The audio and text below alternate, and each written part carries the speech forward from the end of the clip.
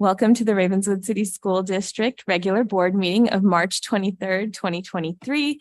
The board meeting is called to order at 6:32 p.m. We are going to go ahead and get started with roll call. So Trustee Alexander. Here. Trustee Shabomi. Here. Trustee Latu. Present. Vice President Nunez. Here. And I myself, Jenny Verghese Bloom, am present. We have quorum. We will move on to item number 2, the approval of the agenda. We will actually be tabling item number 8, staff appreciation and recognition. So we'll take that off for this agenda and we'll move it to a later date. So I will, and do we have any questions or comments regarding the agenda? As I see none, I will entertain a motion to approve the agenda. Through the chair, I'll make a motion to approve the agenda. Thank you. Do I have a second? So second. All in favor, please say aye. All opposed? Motion carries 5-0. We will now move into closed session. Is there any members of the public who would like to make any comments regarding anything in closed session? As I see none, we will go ahead and move to closed session at 6:33 p.m. Thank you. And we will return, I believe it, 7:15. Thank you.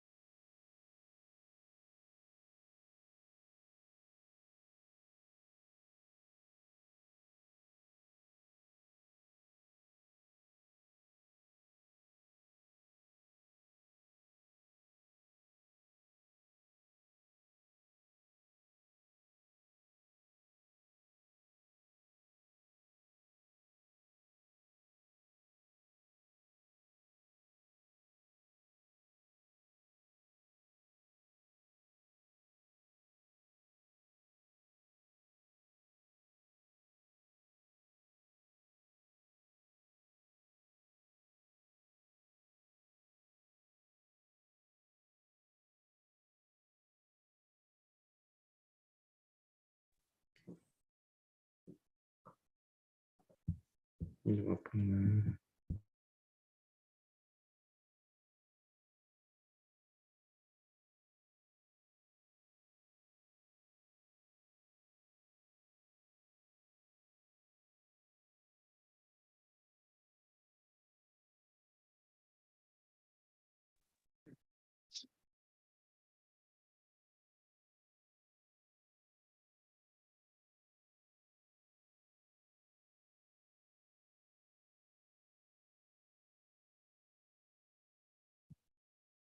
I need to change this.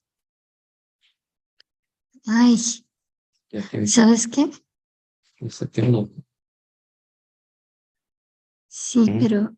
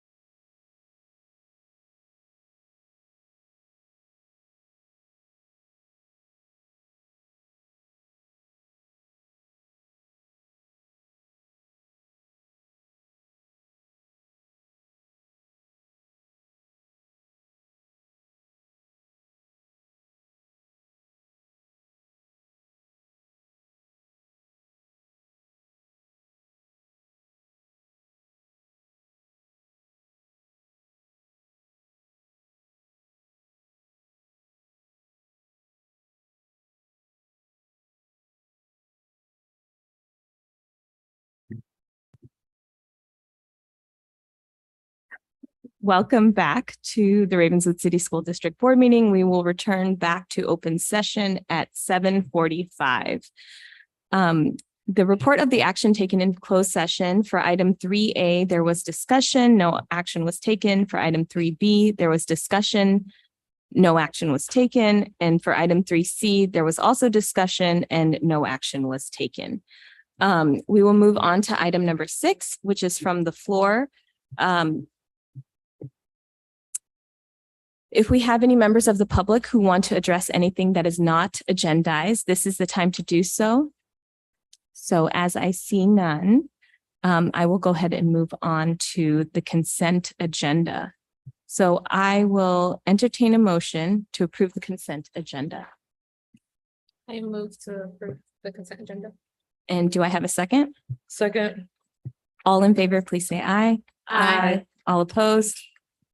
Motion carries 5-0.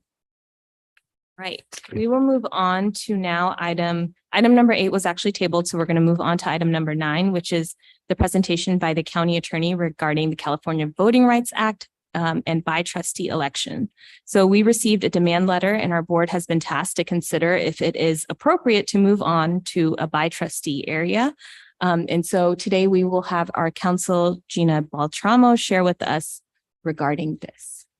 Thank you. Okay, welcome, everyone. California Voting Rights Act. So we're going to kind of go a quick overview of district elections, the background district elections, and then what CVRA means, safe harbor provision, and particular deadlines in light of a demand to go to by trustee elections. Board member election systems, there's 2 for school districts: at large, which is what Ravenswood City School District currently has. The entire electorate votes for all 5 trustee seats, and the trustees may live anywhere within the district. Then there is by trustee area, where the population within the district is apportioned into 5 separate trustee areas. Each trustee area's electorate votes for and elects just for that one trustee seat, and the trustee must reside in that apportioned area. So the California Voting Rights Act prohibits the use of at-large elections when they result in what's called when it result in a protected class being impaired from electing candidates of their choice, or influencing the outcome of an election. This is called racially polarized voting. A protected class is a class of voters who are members of a race, color, or language minority group. That's how it's defined. You don't need a proof of intent to discriminate to show that there is a violation of the CVRA. And it's much broader than the federal counterpart. Under the Federal Voting Rights Act, there is 7 elements to prove, and under the CVRA, there's 5. So the CVRA, it was the Federal Voting Rights Act passed in like 1965, I think it was, and then the CVRA didn't come along until 2001, and it lowered the threshold to prove a violation. And what they took out was that whether a majority minority district can be drawn, meaning can you draw a district that has a majority of the minority in that district. That's been taken out of the CVRA. That's in the Federal Voting Rights Act. And the other thing taken out is the reasonable test, a kind of totality of the circumstance.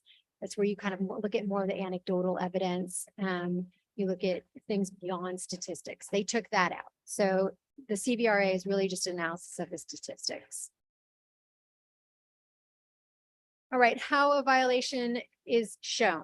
You've got to show that a difference in the choice of candidates or other electoral choices, could be ballots, propositions, that sort of thing, that are preferred by voters in a protected class, and the electoral choices that are preferred by voters in the rest of the electorate. So you have to show that a protected class tends to vote one way and has a sort of common voting pattern, and everybody else votes a different way. So this is shown by a voting block within the protected class of members. a block of voters outside protected class, and that the candidates or ballot measures, that sort of thing, favored by the protected class of voters have historically not been elected or not been approved. The statute and case law around the CVRA are not super specific on what satisfies these factors. There haven't been a lot of cases that have gone to litigation or where courts have opined about the factors. We do know it's a lower burden, as I've talked about, than the Federal Voting Rights Act. And we've got a case right now at the California Supreme Court that's really taking a look at what the factors are and how to analyze those factors. And we're waiting for an opinion, and we could be months from now. So we just don't know. So we don't have a lot to guide districts in making a decision. So it's a private right of action. Anybody can bring a CVRA violation lawsuit. It has to be a person with standing, obviously, so somebody within that district. The plaintiff has a right to recover attorney's fees and expert witness fees and costs. If the plaintiff wins, it's automatic. They get their fees and costs paid for by the defendant. If the defendant wins, you don't get the same consideration. The defendant still pays their own fees and costs. Historically, agencies haven't seen success in CVRA litigation, and fees and costs can be quite expensive when you're paying for, attorney's fees. Attorneys charge between, $500 and $900 an hour, and that expert fees that charge just as much, if not more. It stacks up pretty quickly. So since 2001, we've seen a lot of school districts, right? This says 165, it could be even more by now. So a lot of school districts going to by trustee, community college districts, cities, boards of supervisors, and other special districts. And, the key thing that most districts and other electorate bodies focus on is the attorney's fees to prevailing plaintiffs. And this is just a list of some decisions and settlements, mostly settlements that have come out of litigation. You'll see Sensio is 20,000, but then it goes all the way up to 4.7 million. So it could be costly if a district were to lose. And then here are the areas that have converted to trustee elections around in San Mateo County. You'll see a lot of the school districts, county office of ed, cities, a lot of them have gone to by trustees. Some have done this of their own volition. Some have done this in response to a demand letter.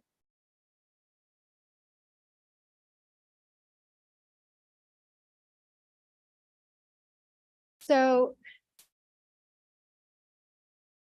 since this new law has passed, as we've talked about in the last slide, lots of districts have gone to by trustee system. When you do the by trustee process, it's very prescribed in the statute. It's very laid out how it goes. And maps are divided into trustee areas based on population numbers, communities of interest, and a lot of other factors that would involve community input to when you consider how to draw the map. So communities of interest could be whatever the community brings forth in public hearings and what they think is important in considering if you were to consider drawing district maps. There are safe harbors under the law, the litigation safe haven, if a local agency follows these very prescribed timelines. And it's a permanent safe harbor from a lawsuit if elections are conducted by trustee. So as long as you're going by trustee as long as you are electing by trustee areas, it's a safe harbor from a CVRA lawsuit. So some pros and cons to think about when thinking about going by trustee election. Some pros of at-large elections is simplicity, universality. Each trustee is answerable to every constituent. Trustees are each other's constituents. And the top 2 or 3 vote getters out of a field of 5 or 6 candidates will win the office. Cons are that sometimes a racial majority can overwhelm the voting preference. Or a racial minority community, feels not heard in any one election.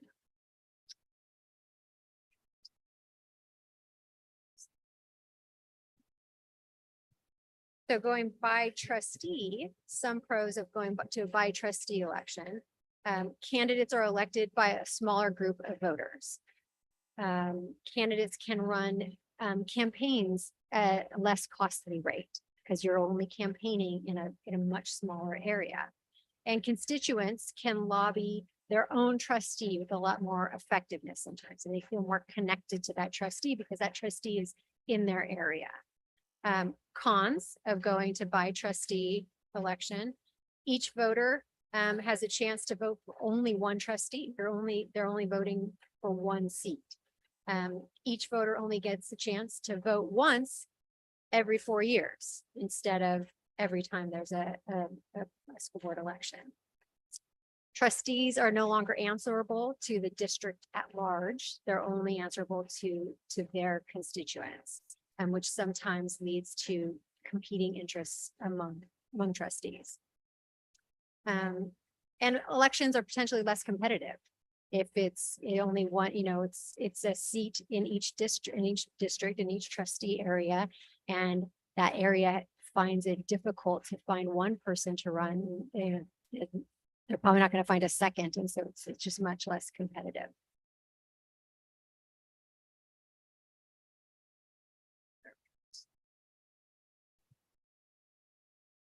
Okay, so this is the transition process. If the board were to consider going to by trustee elections and you were to consider doing that within the safe harbor timeline. So the first thing would be to adopt a resolution of intent to transition. And then the next is to have 2 pre-map public hearings over a period of no more than 30 days. And at those public hearings, that's when the public has the chance to come and express what they feel should be considered when drawing district lines. And then you have 2 map consideration public hearings over no more than a period of 45 days. All the maps must be made public within at least 7 days before the public hearing. And then after the board adopts a particular map, it goes to the county community review. And there's at least one hearing before that committee has at least one hearing to consider that map and approve it.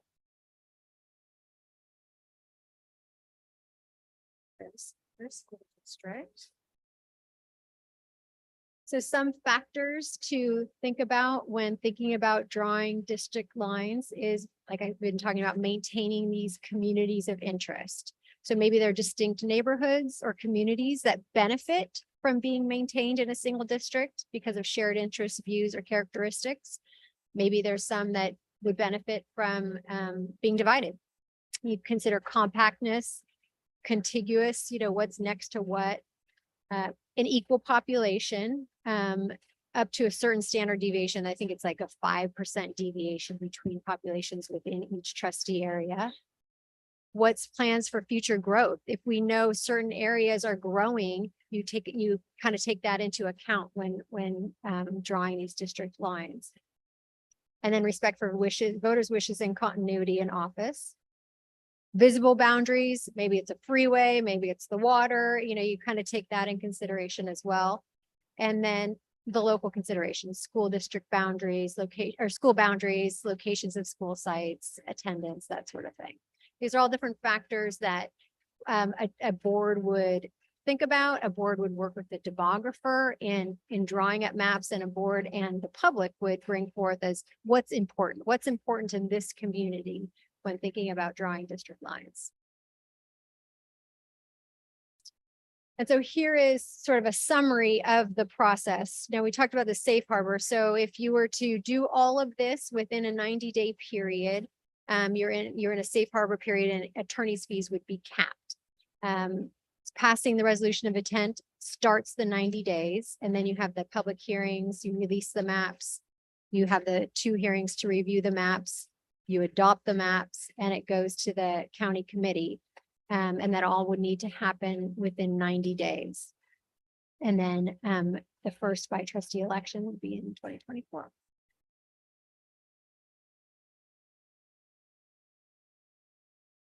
The other things to think about, I'm not sure why I had this slide here instead of before the last one, but district boundaries that don't change. The terms of current board members, those don't change. So nobody's going to, their term's not going to end early based on going to by trustee. Maps will be adjusted every 10 years in accordance with the federal census, or at least examined every 10 years. And boundaries have to be established no later than 6 months before the next primary election. This is, this is a consideration if we're looking at the latter half of 2023. And you can obviously solicit public input before deciding whether to transition to a by trustee. That's it. Thank I know you. it's a lot of information all at once. Yes. I just kind of ran through pretty quickly. Like I said, it is all very prescribed in the elections code.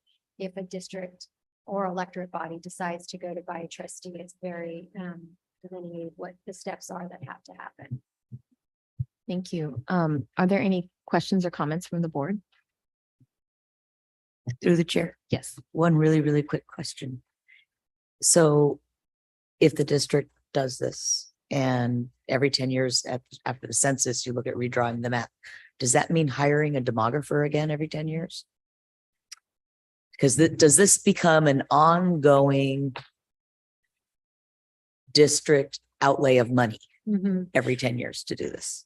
I don't know that you would have to hire a demographer every 10 years. I think if the district has remained stable and, the next census, 2030 census, isn't incredibly different from how the district looked in 2020. I don't know you need the aid of a demographer to determine whether your district lines are still sufficient. Remember, there is as long as you're going by trustee, as long as you have by trustee elections, you are protected from any claims of violation of the Voter Rights Act.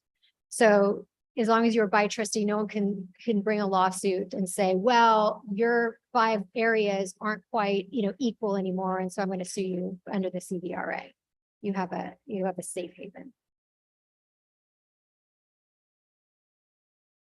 Thank you. Just because I know that trustee Alexander, you asked this question, but I also want to make comment that I do think that if we did do this, it would be something that we'd have to pay a demographer again in 10 years to look at because of all of the development that's happening in Bellhaven and possibly and hopefully happening in East Palo Alto, that there is going to be a demographic shift and change. So this will definitely be something that will cost the district again in 10 years, based on what Menlo Park is doing in the area specifically of Bellhaven, of projects moving forward quickly there. Any other comments or questions? I have a question. So earlier in your presentation, you were talking about protected class. Is it possible for there to be more than one protected class? Yes. I mean, by the statute, by the definition, yes. Okay, my second question is, let me formulate this in a way that's going to make sense. With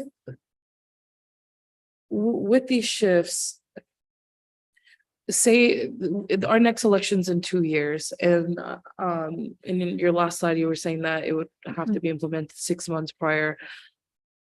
Say the community sets on the 5 region areas for election.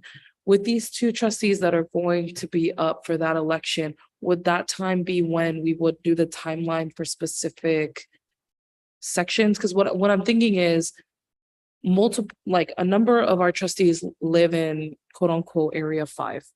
And what if in 2025, the election would be for area 5? But that trustee still has an additional 2 years left on their tenure. How would we mitigate that issue? Yeah, so you definitely wouldn't, no trustee has to end their term early. I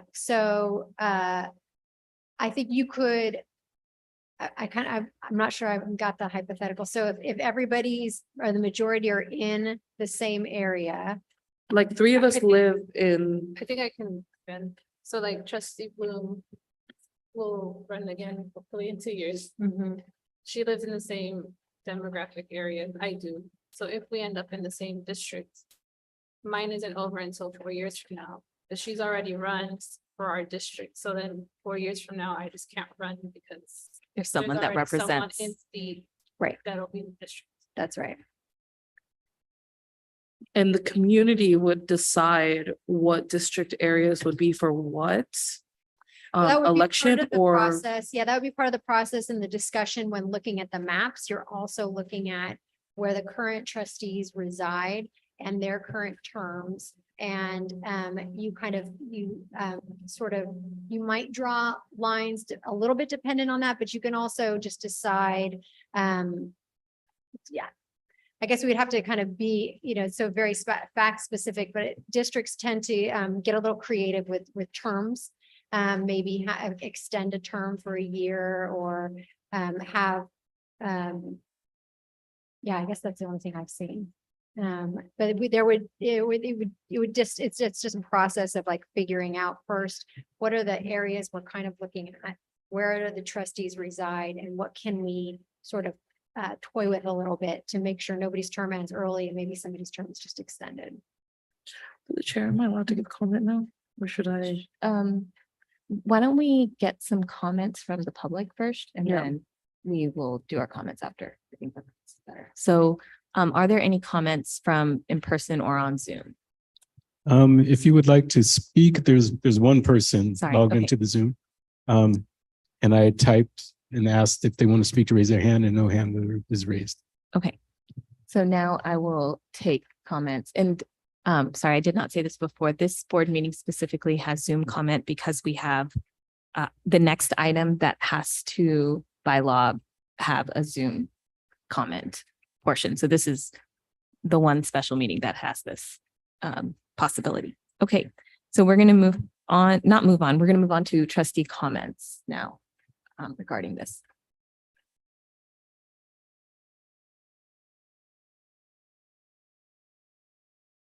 Any other comments? I think that there was no comments, that they did not raise their hand to comment. Through the chair, I'll just like to say, of course, we are going to go back to the community. I believe that our community deserves to have a right to have their voices heard in regards to this major change that could potentially shake up basically how this district's run in the future. I will say personally, initially with this, I'm not in agreement with it. We are a 2.5 mile city, historically marginalized, historical community of color. And I feel like with these types of changes, they have the opposite effect. And we can go into areas where one trustee area might need 5,000 votes, but another might only need 300 to win. And so there's different layers of this voting and looking at the data and how the map is going to make sense. But also, we're the most diverse board in our region. I don't know anyone else that has the amount of diversity that our current board has. And I believe that we reflect the wants of this community that we serve. And so, like initially right now, I'm not in agreement with this, but of course, I want to continue to have an open heart to listen to the constituents that I serve, right? So I want to make sure that our voters know that this is, our community knows what's in front of them. Just because it does have the potential to drastically change the way our community will be able to elect people in the future. Any other comments? Through the chair. What she said. Yes. Any other comments? Through the chair. Yes. I ditto times 3. And then I really do want to hear from community. Especially because we've had elections where no one runs. And so if we were to move in this direction, depending on how the districts are drawn, like, I worry about people not running. And if we have no one in the district or in a certain district to run, then who's gonna take that seat? And if that person has to live in that district, like, are we just gonna get anyone that's like, yeah, okay, I'll do it? Like, that's not representative of our city or our community or the best for our students. And so these are my concerns that I would want to learn more about and make sure that we keep doing what's best for our students and for our community. And this does not feel right. And I understand why these laws and these acts exist for other communities where people that look like us aren't represented. But as been mentioned before, this is very diverse. We represent all of our students. All of our students can see ourselves in one of us, or see themselves in one of us. And so this just doesn't feel right. Yes. Thank you. Any other comments? I agree, and I think that I want to emphasize how small our community is, and to start the process of thinking about how we would even split the lines feels very difficult to me personally. And I just think, again, the consequences of what our community would feel if this is what we did and how that would actually impact the work that we want to do. Yeah, and I think that I think also with we all were voted in by our whole community, and our community is a very small community, and our community is a small community of many protected classes. And so when we say that we are a diverse representative body, we are a diverse representative body who is chosen by protected classes to be here to represent them. I know that all of us sitting up here are not a protected class, and I am one of those people, in at least in this area.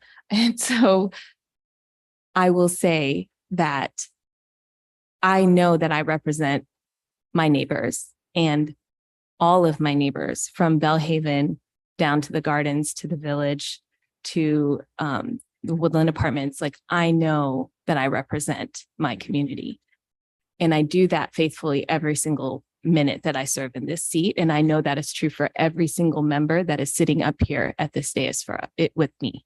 So I think that this is actually a very harmful demand letter. And I would love, as Trustee Latu said, and Trustee Nunez and Trustee Alexander, and I'm going to say Trustee Chabot-Maheen as well, we need to hear from our community that we represent you and that we are representative of your body. So I hope that we are able to have meetings where we can hear from the community. So I hope that the community will come and speak and let us know what they think as well about this. So do we have, sorry, go ahead. Through the chair, I'll just agree with everything everyone said. For the record, I felt like it didn't need to be said, but just for the record, to be clear, I agree with everything that's been shared. So I look forward to the journey. And with that, I'll give it back to you. Thank you. Madam Chair, we have one speaker. Made it just in time. Yes.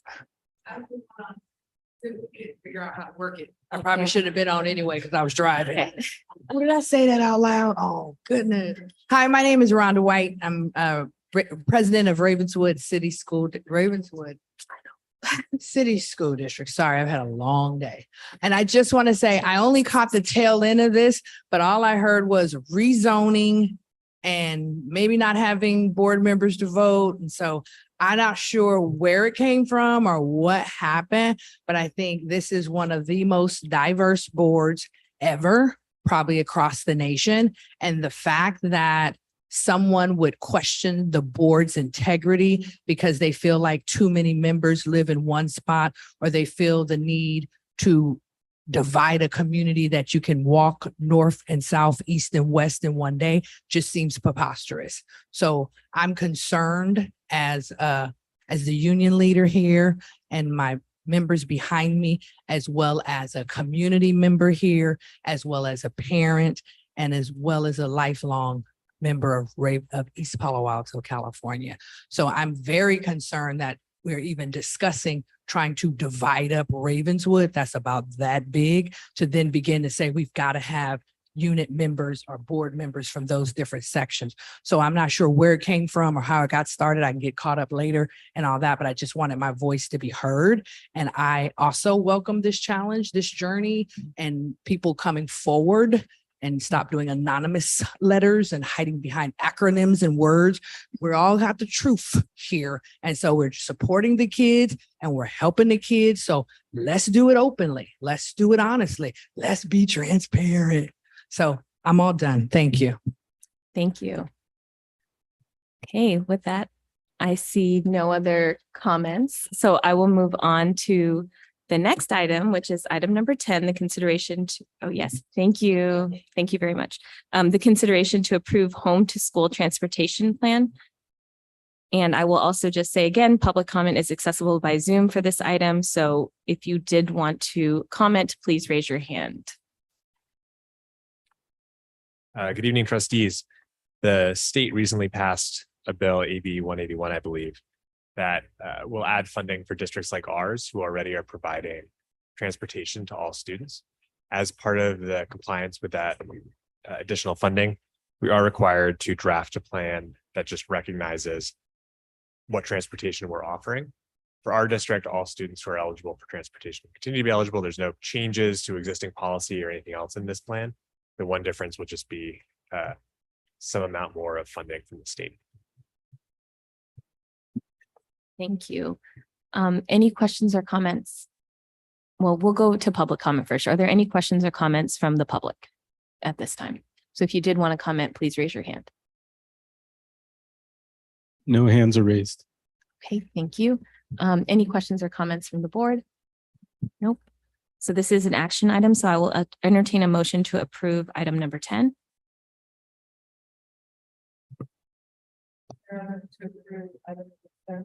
Do I have a second? I'll second that. Thank you. All in favor, please say aye. Aye. All opposed? Motion carries 5-0. And we will move on to item number 11, the March report card vital signs presentation.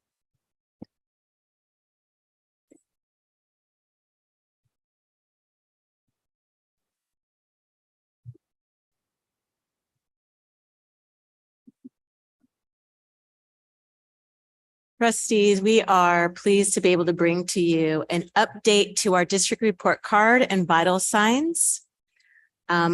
We have been building out this structure to make sure that we have a system of data to be able to track our students' progress and track our progress towards reaching our broad focus goals. We are going to be able to share with you some outcomes that include baseline data from 21-22. And then, of course, interim data where we have provided information to the board in the fall, December specifically. And then we're also going to include targeted data that we want to achieve by the end of the year, this 22-23 school year. We are working really diligently to make sure we paint a picture, an authentic picture of our progress so that we know exactly where we are and where we need to be and where our students need to be successful. So our three broad goals, it never hurts to reiterate them. One is to make sure students are powerful readers and writers who use literacy across content areas to make meaning and share their ideas. Math goal is for students to see themselves as mathematicians and use their skills, a deep understanding of content, and strong practices in their learning and work. And sense of belonging, where we want students to feel safe and connected to and trusts the school community, providing them with agency and a sense of belonging. And we want to make sure that our strategic plan with our 6 priorities are working towards making sure we reach those 3 focus goals. So on the next slide here, you see our 6 priorities here, and it's our due diligence. We need to do our due diligence to execute our action steps to meet these priorities. And we have specific milestones that we are tracking and that we'll be able to share with you tonight. This process is a collective effort across the 3 divisions of our district, starting with our strategy, talent, and engagement side of the house, and then obviously including our teaching and learning and our data, tech, finance, and operations side of the house. So today we're going to have several of our team members presenting. Dr. Cylindra McCray, our Chief Strategy Officer, who is also supported by our Strategic Projects Coordinator, Joy Shen. We have our Assistant Superintendent, Sarah Stone, and our Educational Executive Director of Educational Services, Jennifer Gravum. And then we also have our Data and Assessment Coordinator, Austin Batson, who will be presenting information tonight. So it's going to be very thorough. I hope you had a chance to take a look at the data, and we are ready for any questions that you might have as well. And again, this is our effort to be as transparent as possible to create a picture of how we are making progress in areas of where we need to address and put actions in place.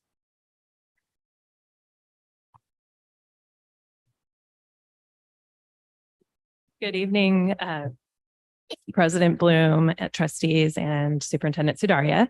Thank you for having us.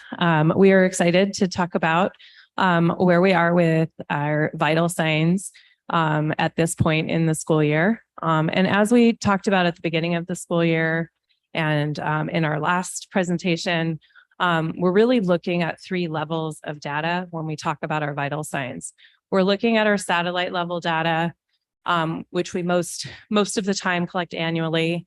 We're looking at our map level data, which we collect several times throughout the year, but still is not like a very in-depth daily look at how students are doing. And that is where we come to our street level data. And actually, I am dressed the way I am today because I was collecting street data today by shadowing a 3rd grader at Castano. And so it's been a really incredible opportunity this year to actually think about data in a different way. One thing I really want to highlight in this presentation tonight is that not only does looking at vital signs throughout the year, looking at our data throughout the year, help us progress monitor, help us see how we're doing towards our goals, but it also enables us to stay very curious and to look at how are we doing and why? Why are we getting the results that we're getting? And not waiting till the end of the year to ask that question, but to do it throughout the year regularly and actually daily. And so tonight, I just want us to continue to really lift up that idea of being curious. And I am going to read the quote from Saphir and Dugan's book, Street Data. Begin with curiosity. It shines a light on the experiences of learning and promotes a listening stance by openly inviting the presence of uncertainty, complexity, curiosity, vulnerability, and wonder. So we're going to stay curious tonight as we look at our data.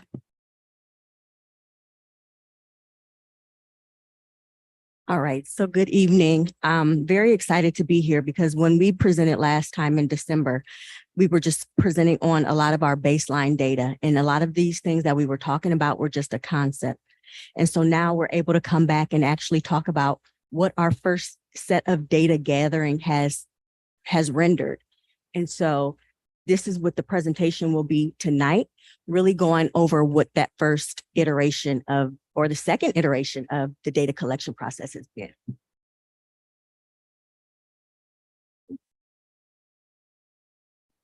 So as a reminder, within the report card, we have multiple outcome measures for each of our district goals and strategic priorities. Then for each of the measures, we look at all baseline data that we had from last year, the interim data, which is what we're looking at tonight, and vital sign indicators from the year so far. and targets for where we want to be by the end of the year and beyond. But as a note, some of the metrics that we have here have been newly defined this year.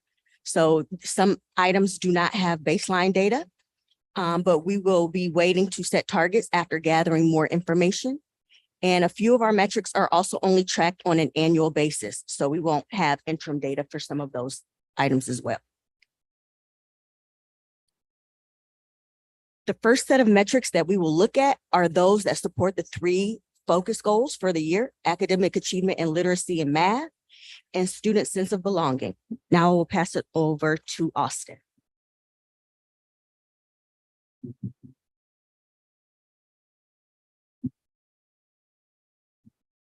Good evening, trustees. We're going to start off here with a snapshot of our district report card right now. This is just a very high level overview. Some of this data has been updated. Some of it's still the same from December before we dive into a little bit more of our interim, our iReady growth data. So just as a snapshot for our iReady reading, which is our reading diagnostic benchmark, we have right now 11% of students are on level, on target where they should be for this part of the year. We'll get into what that means later. And we see that 47% of our students, our median growth is 47%. So that's right where we wanted to be. Our target right now was 50%. So we're a little bit below that. And we'll kind of dive into that more in the next section of the presentation. In terms of math, our current status is 4% of students are on target for this part of the year. And our median growth is 48%. So that means the middle student in Ravenswood has achieved 48% of their growth for the year. We'll get into a little bit more of what that means. Year-to-date attendance, our ADA average daily attendance is right at 90% as of, I think this was March 15th.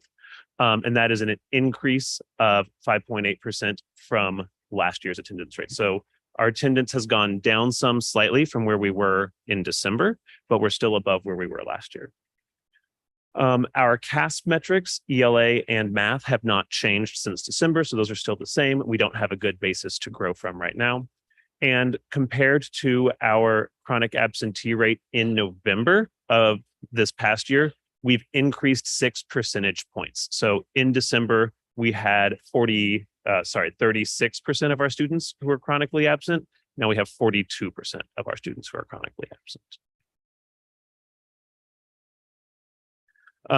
Looking forward, this will take us into our data presentation on iReady. So if you have your computer, you could click on the left link to take you to the interactive presentation or the right link to take you to a static version of the presentation. And I'm going to go ahead and take over screen sharing here.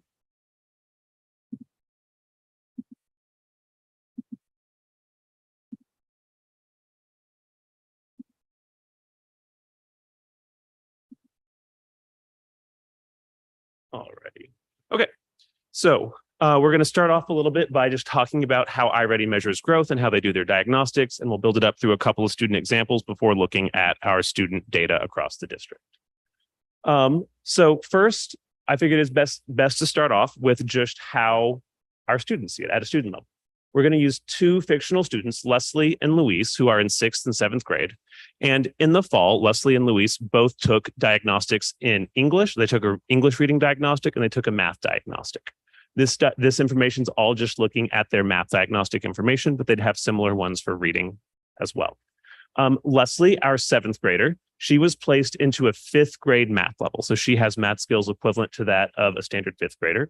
And Leslie was given 2 types of growth goals: a typical growth goal, which is what students like Leslie tend to achieve in a year. So iReady takes all of its data from across the country and says 7th graders who have a 5th grade math level typically grow 13 points. And so that's kind of what we expect for Leslie. That's a goal that we really expect her to make, and that's a very achievable goal that we want to hold her to.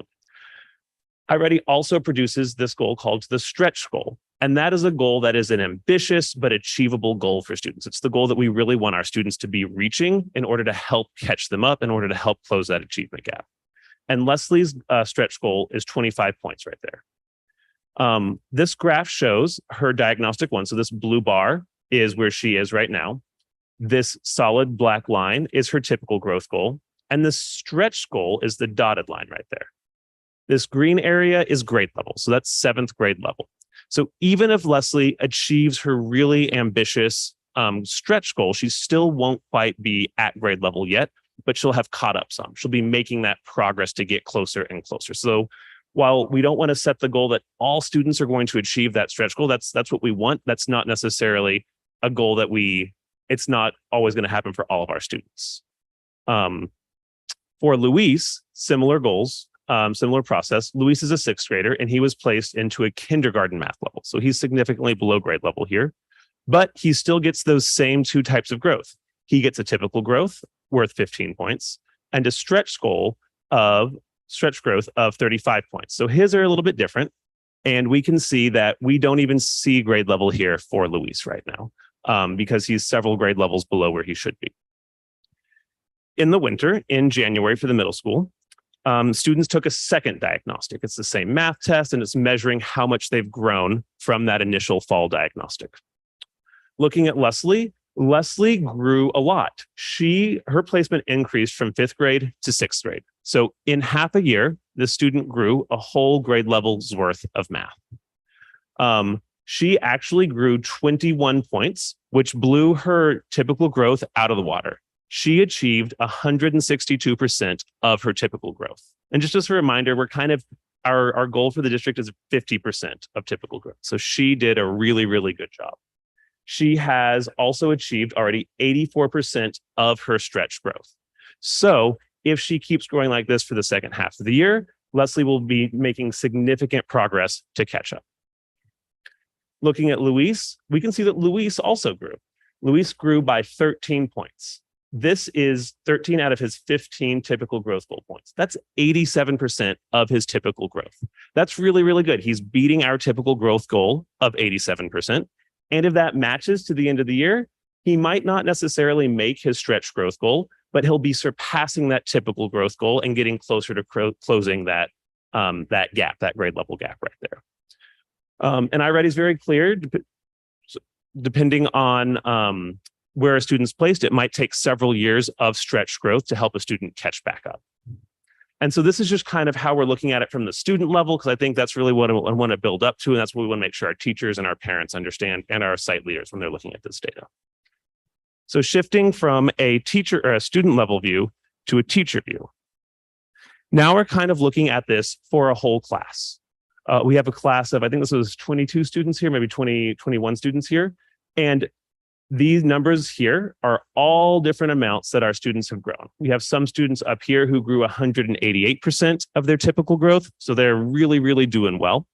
We have some students who didn't show any growth down here, and they're 0%, 13%, 12%, like that. And so when a teacher gets this whole view, it's important they take that individual student level view. That's the most important thing they can do to go in and see what is happening on a student level. However, if we're looking at it on a school level or a district level, we do need a metric to kind of sum all of that up in together. And the metric that makes the most sense is the median growth. So it's the growth of the student right in the middle. And so instead of calling it the median growth, you could also call it the middle student growth, or think about it like that student who's just right in the middle of the class, the school, or the district. And so in the example of this class, our median student is this student right here, who's experienced 48% of their typical growth. Half of the students have grown more than that, and half of the students have grown less than that. So when we look at these numbers and we see the median, it's not saying that every student in that class or that school has only grown this amount. So you got to remember that there's half of the students who've done more and half of the students who've done less. And we use the median instead of the average in this case, because as we'll see later, some students have grown a lot. We have students who've grown 500%, 700%, 1,000%, and using the averages can really skew that data and kind of appear and hide some other information behind there. So that's the reason we're using the median and not the average. And for the rest of the presentation, we'll see the median represented like by this blue bar on the right-hand side. All the way at the top would be 100%. And remember, our goal is just around 50%. All right. So looking at our district results, the median typical growth in math was 48%. So our middle student in math across the whole district has grown 48% of their typical growth for the year. It's not quite at 50, so we didn't meet that goal, but we're really close, and I'm really proud of those results, and I'm really proud of our students. In reading, we see that that median growth was around 47%. So again, not at that 50% level, but for a first year diagnostic, for a first year for our students and our teachers, that's some really impressive growth. And again, half of Ravenwood students have grown more than that, and half have grown less than that. So we're going to dive in and look at our math growth results by grade level and by school. And so what this shows is you have Belhaven on the left, Castaño, Los Robles, and Cesar Chavez on the right. And our goal was 50% right across the middle right there. You can see that Cesar Chavez, Ravenswood, all three grade levels met and exceeded that goal of a median of 50% growth. Grade levels at different schools kind of had differing results right there. And we'll kind of get into some of the reasons why there. But just to zero in on one example for a percent, or for one class and grade for example, Belhaven fourth grade had a median growth of 75%. So half of those students grew more than 75%. From looking at that data, they're doing really, really well. Half of the students didn't grow or grew less than 75%. In that data, there's some students who didn't grow at all. There's some students who grew 30%, some students who grew 50%. So it's a really just kind of a diverse mix within it. Across the other schools, some grade levels are closer to 50%. Some still have some more growing to do right there. But this is really important to kind of break this down so we see where our students are growing and what areas they might need a little more help. The next slide shows the reading growth across the district by grade level. Again, Cesar Chavez, all three grade levels are above 50%. Belhaven is all grade levels are very close to 50%. And at Los Robles and Castaño, you get a lot of variability in there. And something I really want to emphasize is that even with grade levels in schools that have a very low median growth, again, there's still growth happening there. For example, in our Castaño third grade class, there are 10 third graders in that class who've already achieved more than 50% of that growth. And I know that because I've gone in and I've looked at that data, and that's what we're asking our teachers and our site leaders to do too, not just reduce it to this one number, but we do want to show that number to be able to talk about it in broad scopes. Similarly, at Los Robles fifth grade, there's 7 fifth graders who have more than 50% of their growth for their whole year. I also want to call out that we only see third, fourth, and fifth grade at Los Robles because first and second take the Spanish reading assessment, not the English reading assessment, and this is only the English reading data. We can talk some more about the Spanish later, but that's why you only see third, fourth, and fifth here. Our next slide looks at this by demographic breakdowns. So this is the whole district results, and this is for math. On the left, we see the students' English language acquisition status, English learner, English only, initially fluent in English, and students who've been reclassified as fluent in English. And this is our math results here. In terms of their students' English language status, very consistent across the first 3 groups, and our reclassified students scored a little bit higher. So this is every student is doing really well here. Not every student, as a whole, all of our students are doing really well. And just to emphasize that iReady does allow students to take the math assessment in Spanish. It's the same assessment, whether it's in English or Spanish. Looking at the breakdown by race and ethnicity, we do see some pretty large variations in terms of growth by race and ethnicity. If you can't read it, we have Black and African American on the left, followed by Hispanic and Latino, multiracial, Pacific Islanders, and white. Also included is the count of students who've taken that test there. As you know, we have a very, very different sizes of different racial and ethnic groups here. These were our math results. We'll look at the same breakdown by reading. So in terms of reading, we see a pretty big difference in our English language acquisition status. Our group experiencing the most growth are our reclassified students who have the median is 100% of their typical growth. Our students who are initially fluent in English have a median of 78%. And then our students classified as English only or English learners have less growth. Looking at race and ethnicity, we see a very big gap as well, similar gap that we saw in terms of math.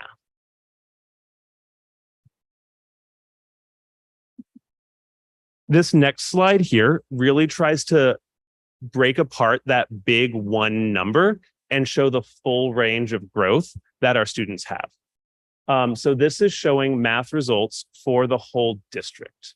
And each little bar on here represents a growth score. So for example, Sorry, on the left, Austin, can we pause Yeah. just in case there are questions so that you don't have to go all the way back? Do Of we want to course. ask any questions on the last few slides?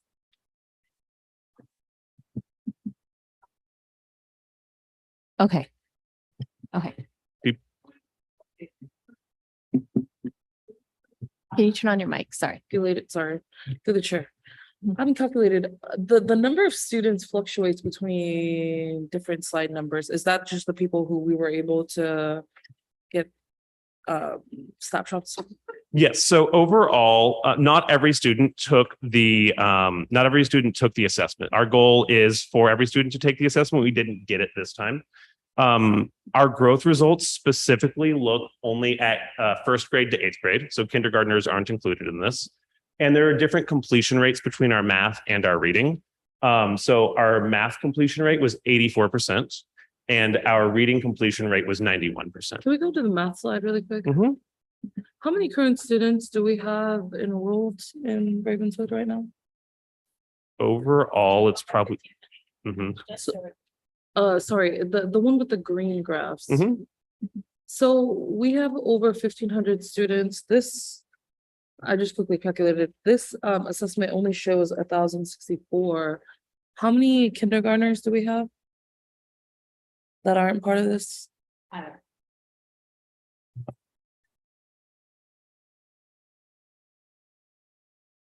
Sorry, and just to be clear, when was this test? Like the data that we're looking at, like what date did they take it? So 2 points on one thing is that in order to be included on this, students had to have taken both the first and the second diagnostic. So if students only took the first or if they only took the second, they wouldn't have been included on this because this is focusing on growth. So there are definitely some students who did not take both and wouldn't be included on this. And around 1,000 is how many we had take how many we had take this. I forgot, Trustee, what was your question? No, I think you answered it. It was how many, when did they So take it? the Cesar Chavez the middle school took it right when we got back from winter break. So I think it was probably the Wednesday, Thursday, and Friday, right when we got back. The elementary schools were a little bit more spaced in January, yes. The elementary schools were a little bit more spaced out. Some of them took it the last week of January, the first week of February, and we had a few more eke it out just after that. What are we gonna do to the chair? What are we gonna do with the students that might have missed one assessment but made one of the others that don't have the complete two? So that's a great question. We can look at their status, which is how they did on that one single snapshot. And I don't have the data presented like that. That was how we presented it in December. But teachers and site leaders they can look at their roster and say, okay, Austin only took the second diagnostic. We can look at that and say, he's here right now. iReady will still calculate those growth diagnostics for them, and it'll kind of prorate it for the rest of the year based on when they take that initial diagnostic. Do we have the number of kindergarten Yeah, students? it was 136. 130? 36. 136. So if we have 1,500 minus the 136. And also what do we want to include TK in that? Is 79? 71. 71. But then also remember, this data is only capturing who took it the first time and the second time. So. And then 300 students did not take the first and second exam, so they're not included. Either or. Like, yeah, not that they didn't take both, but they may have missed the first one because they enrolled later, or they missed the second one because they were absent because of sickness or whatever. Yeah, so while that is great, I think my focus immediately was, what about the other 307? How are we going to fit them into this model? That's a great question. We'll be able to come back at the end of the year and hopefully capture more of those students in this model. And it's also one of the reasons why we really encourage a teacher in a site level to kind of look down specifically into their class level and be able to look at it more from there. I would also say that we want to create that as a goal for next year, that we have 100% participation rate on all of our assessments, the 3 times a year that we do that. Okay, thank you. And through the chair, I would also add that the site principals are working with their grade levels to look at the data for the individual student as well. So even though it may not be included in this data, they could still take the test and then see the results. Yeah, I just think that my main concern is ensuring that these 200, 300 plus students are somewhere within our data that's being presented on the board level.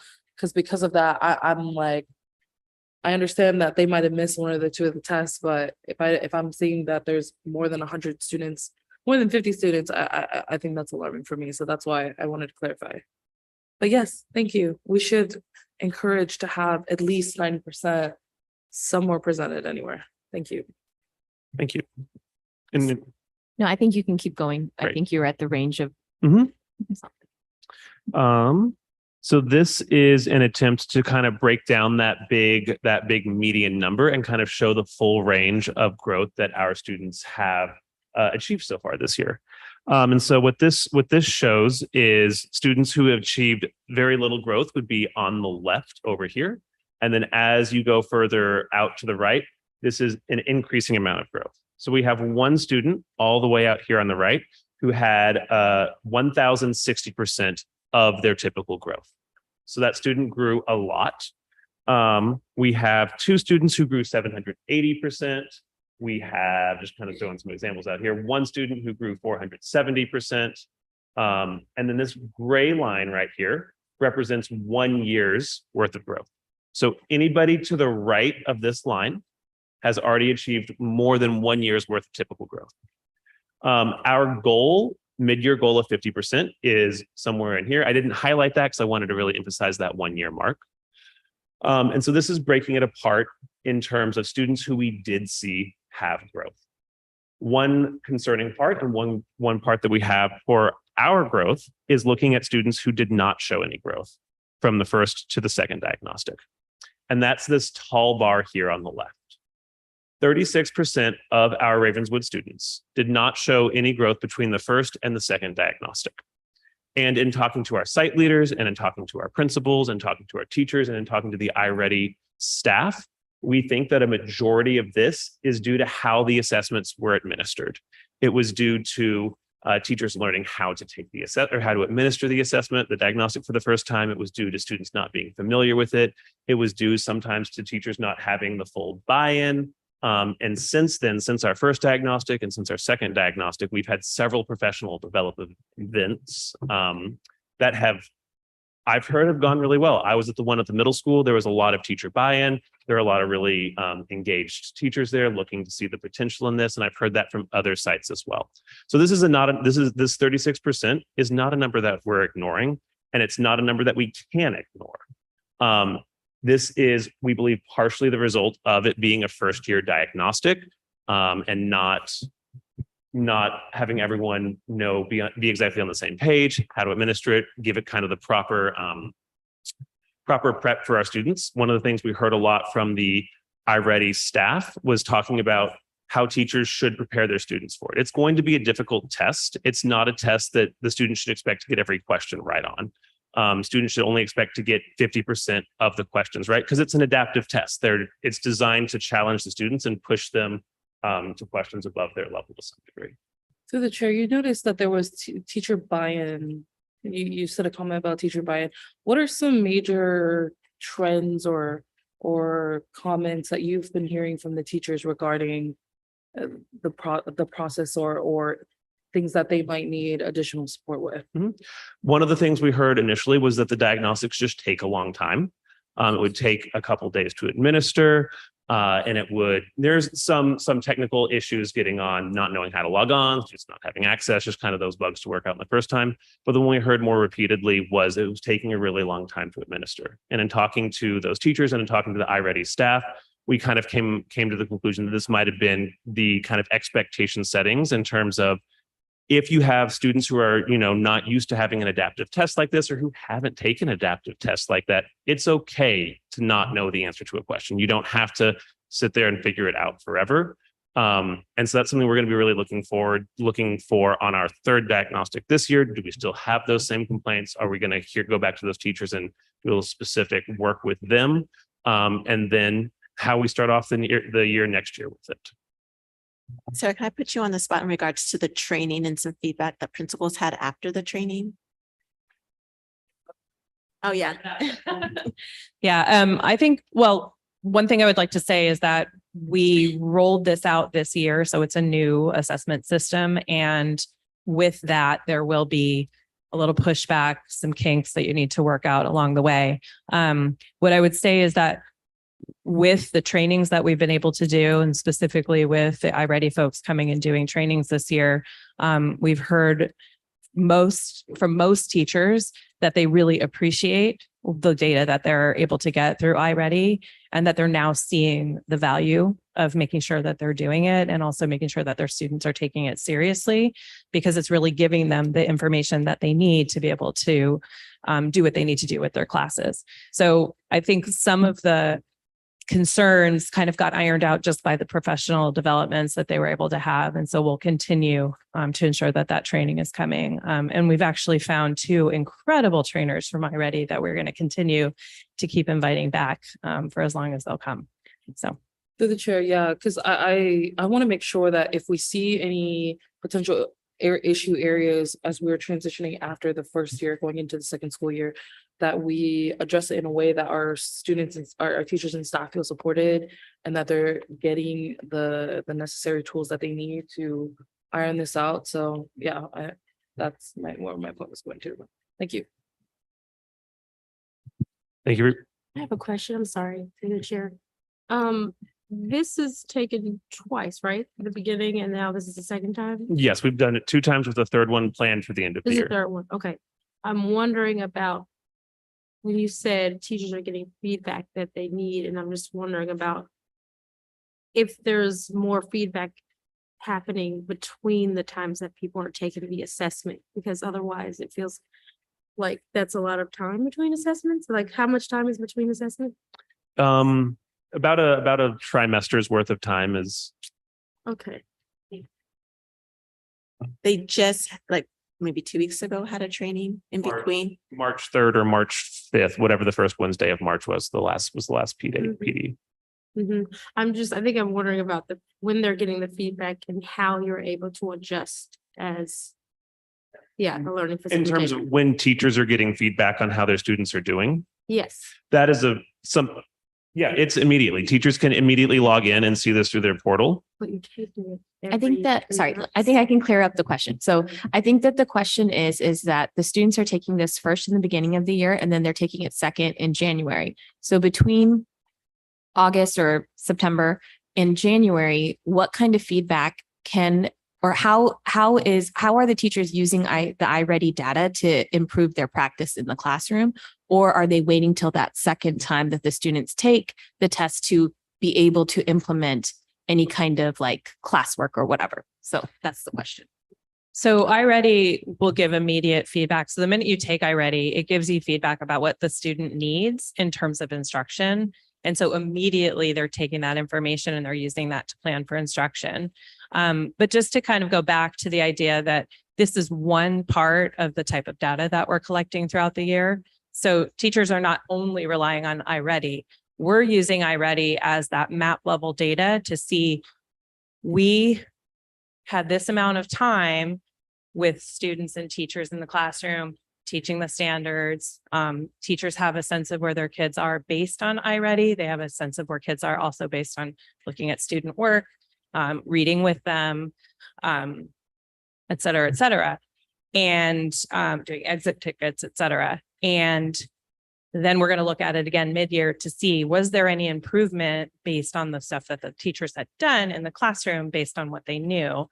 And we're going to look at it again. So the intention is not that this is an assessment that you would take every week to see, did they learn the thing?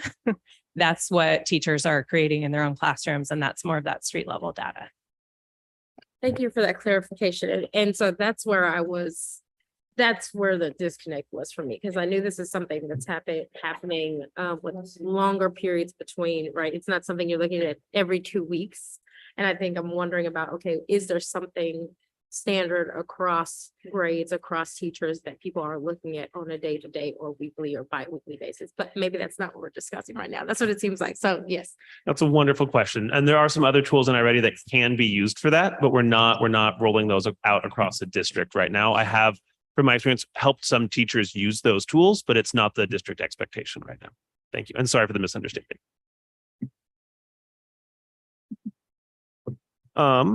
This is a similar graph of the range of reading growths across the district. Again, this is hidden without students who've shown zero growth right now. We'll add those students on in a second.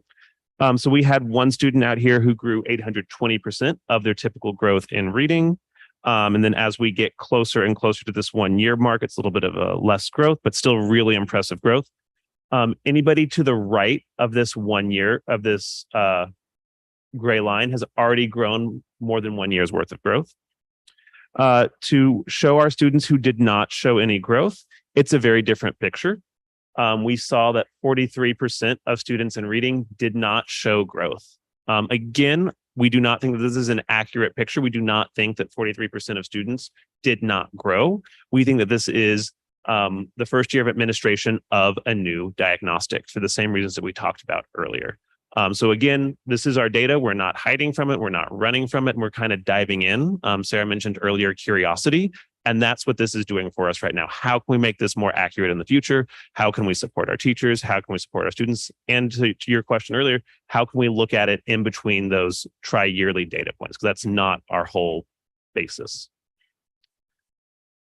Moving on, the last part is a little bit kind of looking forward, and it's a little bit way of shifting from growth to those status metrics, to the proficiency metrics, to how the state puts out these numbers.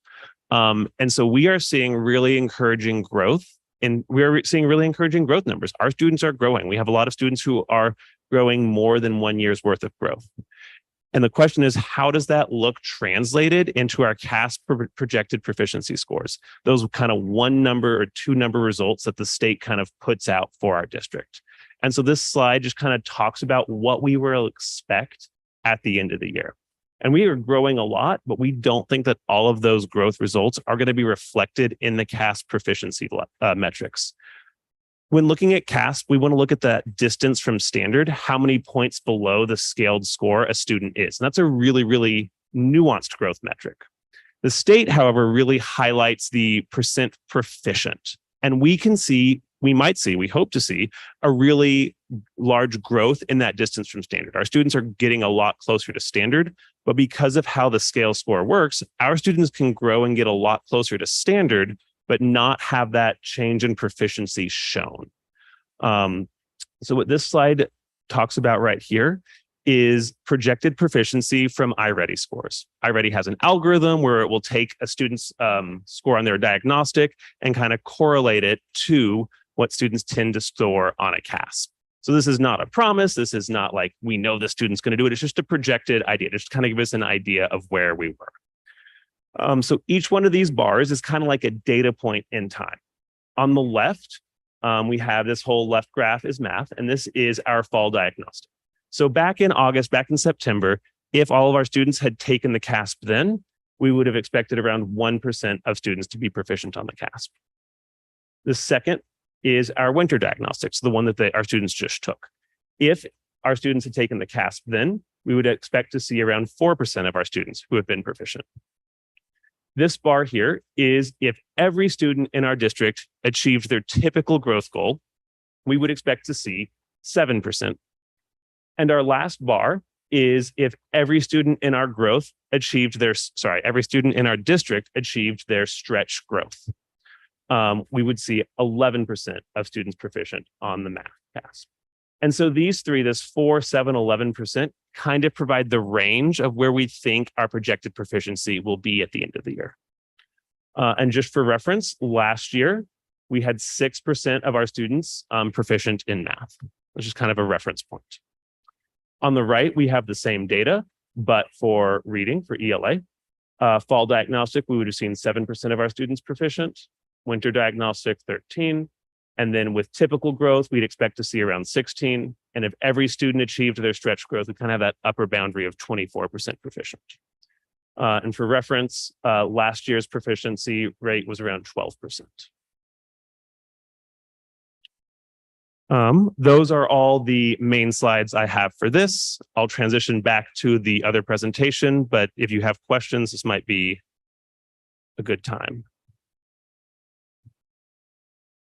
Any other questions for Austin from this presentation? Through the chair, I don't have a question. Just thank you very much. This is really informative and very interesting to look at, and it's very hopeful. I'm seeing, even though it might not look hopeful, it is hopeful. Thank you. Just to say, Austin, are you going to step away and step back again? For another I'm going to do the immediate next section. The immediate after next this. session. Okay, so this is just for this section, so it's not done yet. With the iReady?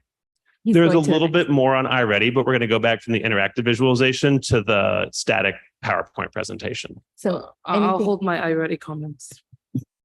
I have a question. Yes. Wait a minute, you'll pull your iReady. Sorry, if Okay. we have any questions for anything that Austin has currently presented, because he is going to be presenting some more, and you could hold your question if it's overall till later, if you would like. Yes, something you've already presented. Please. I'm wondering, and maybe I missed this because I stepped out for a bio break, but I'm wondering if you have any thoughts about the differences between the different racial groups or ethnicity groups here in Ravenswood in terms of math and Protected classes. just wondering, yeah. I think that English, I'm sorry. new to Ravenswood District, and I've been working with our teachers and our site leaders to try to close this gap. And I think every site leader that we have been to has looked at this data and thought about it on that personal level. I know that this is data that they are eager to have, but not necessarily happy to see, because I think similar to y'all, it's hopeful, but also realistic in some ways. I don't have an answer for that specifically addresses that question, Sarah. I don't know if you want to jump in with anything else there, but it's the curiosity and it's those questions. And to some degree, having this data out really opens us up to those questions. And that's what we're asking. Yeah, I would just reiterate the curiosity piece. So we see this data, we don't like this data, we want this data to change, but we have to look at why we're getting this data. And so now you take instructional leadership teams, site leaders, teachers through the process of saying, why do we get this data? What is going on? And what are we going to shift this and to make this data look different? So that's why I really want us to stay curious as we're looking at this data, because this is the first time that we actually have this ability to measure from beginning of the year to mid-year in ELA and math. And so now we're looking at it and thinking, okay, we are seeing our students make growth, but we are still seeing opportunity gaps and other issues that are going on in this data. Why? So that's the work that we need to do. To the chair, quick, sorry. Did you have another one? Okay. With the ELA and math tests, were they taken on different days? Generally, yes. Okay. I think it would depend on the specific school, but generally, yes. Through the chair, at some of the presentations that the schools gave us, they were able to show us some iReady data where we would be able to see how far below grade level some students were and how close they were getting to get to grade level. Is there a way to see that as a district? Because I feel like that's growth too. And I feel like this CASP data, I hate it. That's not the only metric, because growth is happening even if it's not showing here. So I'm curious if that data is available for the district. That's not something I have right now. That's definitely something I could work to put together. I think if that's something the board would like to see, I'm more than happy to do that. It's hard to tell that story because we have students at such a broad level. When we look at individual student results, we can absolutely see that very clearly. Like if we look at our two, fictional students here, we can see how they're getting closer to grade level. I can work to try to put a presentation together that shows maybe by average grade level where our average student is and then goes up and down from that. So that's something I can definitely work for the future. Thank you. Thank you. Was that what you were trying to? Yeah, I'm just curious, I think to know how many or what percentage of our students are below grade level, what percentage are like more than one grade level, and what are the strides and what's the growth to get them to and above grade level? Absolutely. That tells an amazing story as well. Thank you. That is absolutely something we can do though. We can show you the percentage of students at grade level, below, 2 grade levels below, 3 grade levels below. That is absolutely something I can do. Thank you. Thank you. All right. Go ahead. Okay, so I'm going to stop sharing and then let Mr. Hill over here retake the screen sharing.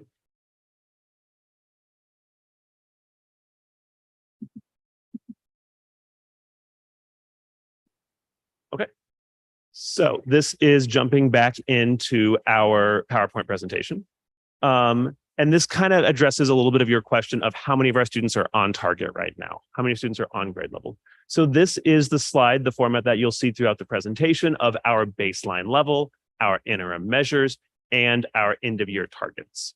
When looking at our iReady data, our kind of academic data, the iReady and the CASP aren't one-to-one metrics, but we do want to see our interim data is this percent of students on target right here. And that's what we're going to look at on these next 2 slides. In terms of ELA, what's happened from the beginning of the year to now is that we've raised the bar. We've kind of redefined what it means for a student to be on target. In the fall, when we did this presentation in December, we considered a student to be on target if they were 1 grade level below, at grade level, or above grade level. We were saying if you're a 5th grader and you're reading at a 4th grade level in August of 5th grade, you're right where you need to be right there. So that's why we considered that student on target at that point in the year. In the middle of the year, we've raised that bar. We've raised that definition of what it means to be on target. So for our winter diagnostic, you were only considered on target if you were on grade level or at or above grade level. So we've raised that bar from the fall to now. And so looking at these numbers, our baseline percent of students who are on target in the fall was 28% overall. And now we're at 11%. And that is a decrease, but that is because we have raised that bar of what it means to be on level. If we use that fall definition of on target, if we go back to looking at students, how we did right at the beginning of the year, the percent of students who are on target went from 28% to 33%. So looking at that overall growth, looking at that overall student group, we've seen growth. There are absolutely students who on average have not increased that percent on target. But again, this is that same idea of that one overall number for CASP. Our English learners who were 19% on target in the fall and who were using that same fall metric, only 19%, they could have grown several grade levels within there. We think back to our student from the presentation, Luis, who was at a kindergarten level. He went from kindergarten to 1st grade. That is growth, but he wasn't on target in the fall and he was not on target right now. So we're showing these numbers because these are kind of the static numbers that do catch all of the students who took the diagnostic at one point, but these numbers don't focus on growth like the other presentation did. That's why we wanted to go through that first, but we do want to talk about these numbers in kind of absolute percentages of students who are on target. And again, we are highlighting these specific groups of students because these are student groups that we have specifically in our LCAP and other plans. That's why these student groups are highlighted here. This was the reading results from iReady. Looking at math, similarly, we raised the bar from the fall to winter. Overall, we had 20% of students who were baseline in the fall, And right now we have 4% of students. But again, our students are still growing, and that metric in itself does not show the growth. If we went back and used that same fall metric, we would say that 32% of our students were on target. So similar ideas. This doesn't necessarily encapsulate all the growth, but we do want to have that kind of static percent proficient measure as well that we present to you. In other assessment news, the summative LPAC is happening. This year, we have 873 students in Ravenswood who will take the LPAC. That is a majority of our students, around 54%. I've been working with schools. I went to the middle school today to help those assessments get going. We are in the process of administering those. It can be a tedious and time-consuming thing to do it, especially in the speaking section, which is always one-on-one from grades TK to 8, but we're in the process of that. Just to give you a little update there. And then I believe this is Jen. I will still be around, so if you have other questions, worry not. Thank you very much. We went from the tallest to the shortest, so here we are. Good evening, President Bloom, board, Superintendent Sidaria.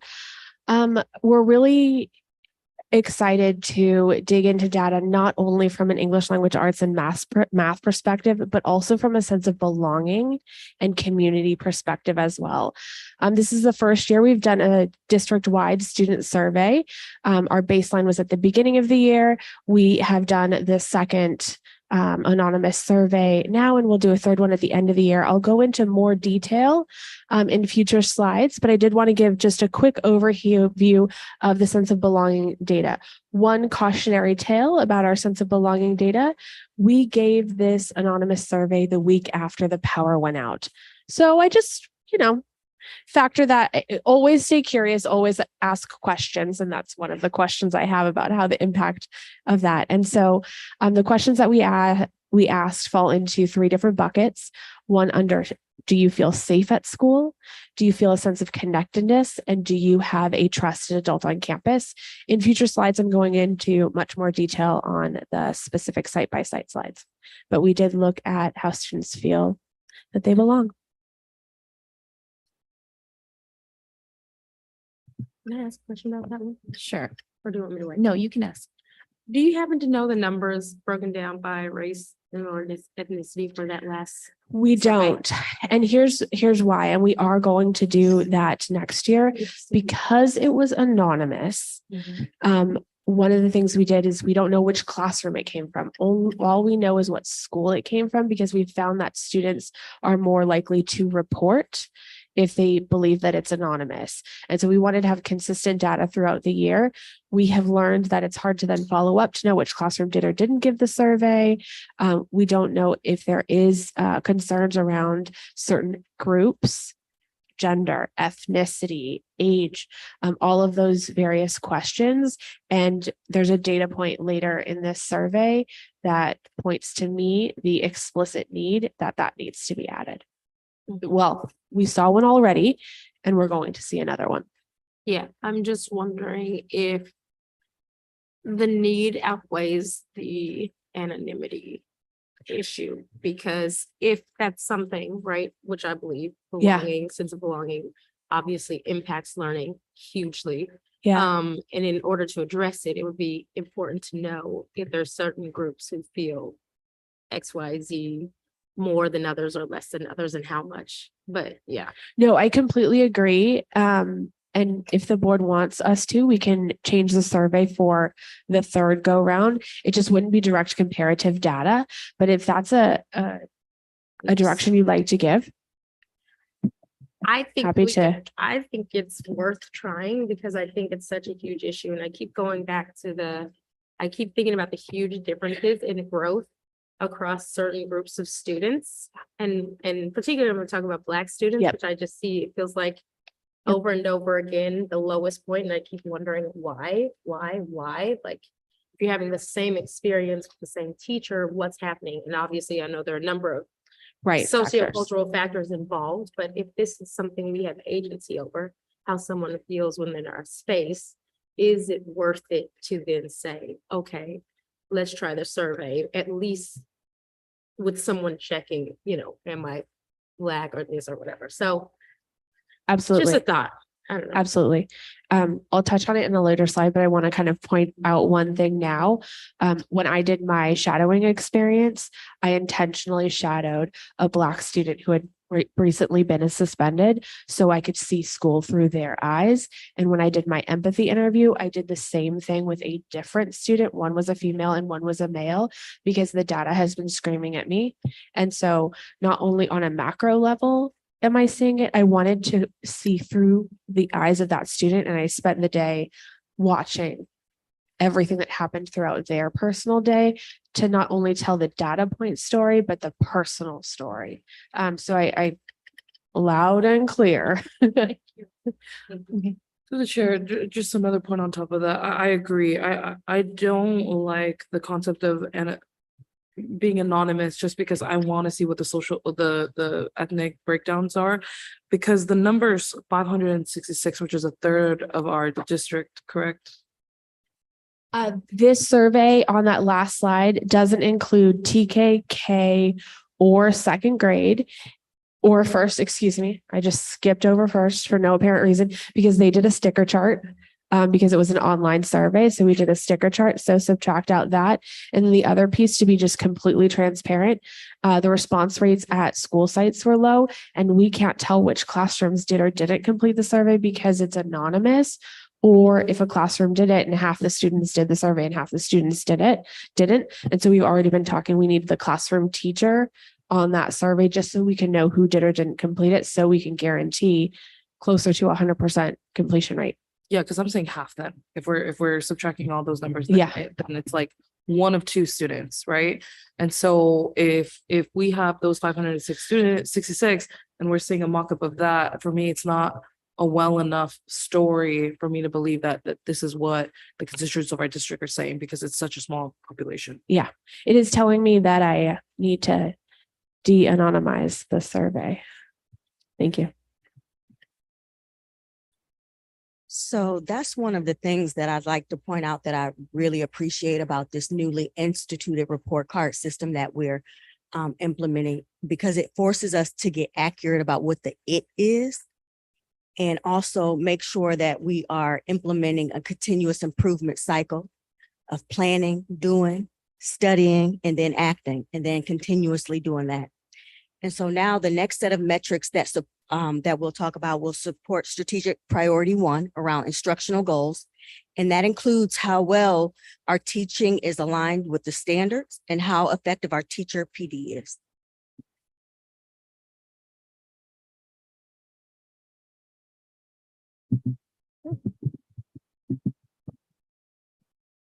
Sorry about that. All right. So this is one of those places where we're going to look at a slide that looks like this, where we do not have baseline data, do not have interim data, and we do not yet have target data. And the reason for that is that this year we are actually working to collect information about this. How we are doing that. We have been focused so far this year on building a common understanding and mental model of what high quality instruction looks like in the classroom. What this looks like in the simplest of terms is that students are working on a grade level standards aligned task, that the teacher understands the content and has developed that task in a way that is affirming, engaging, and meaningful for the students, and that the students are able to have a positive relationship with that task, with one another, and with the teacher in the classroom, going back to that belonging data. So this year, we have been working hard on getting that mental model really clear with our instructional leaders, which include our site leaders, some district office members, and our instructional coaches. We also have been sending staff to the Unbound Ed Standards Institute, which is another way for people to get really clear on that mental model and also start to really understand, how do you unpack standards? How do you plan from standards? And again, how do you make your experiences, the tasks in the classroom, engaging, affirming, and meaningful? And we are working hard now to look at, based on what we've seen in terms of patterns as we've been doing our walkthroughs, what we need to do next year in terms of professional learning for our teachers. So we should have a sense of what that baseline data will look like for next year. So when we're doing our vital signs next year, we'll be able to be a little bit more clear about, are we seeing grade level aligned tasks in classrooms? How often are we seeing that, and where do we want? We would, of course, want to have 100% of our classrooms performing in a way where they are creating grade level aligned tasks that are engaging, affirming, and meaningful.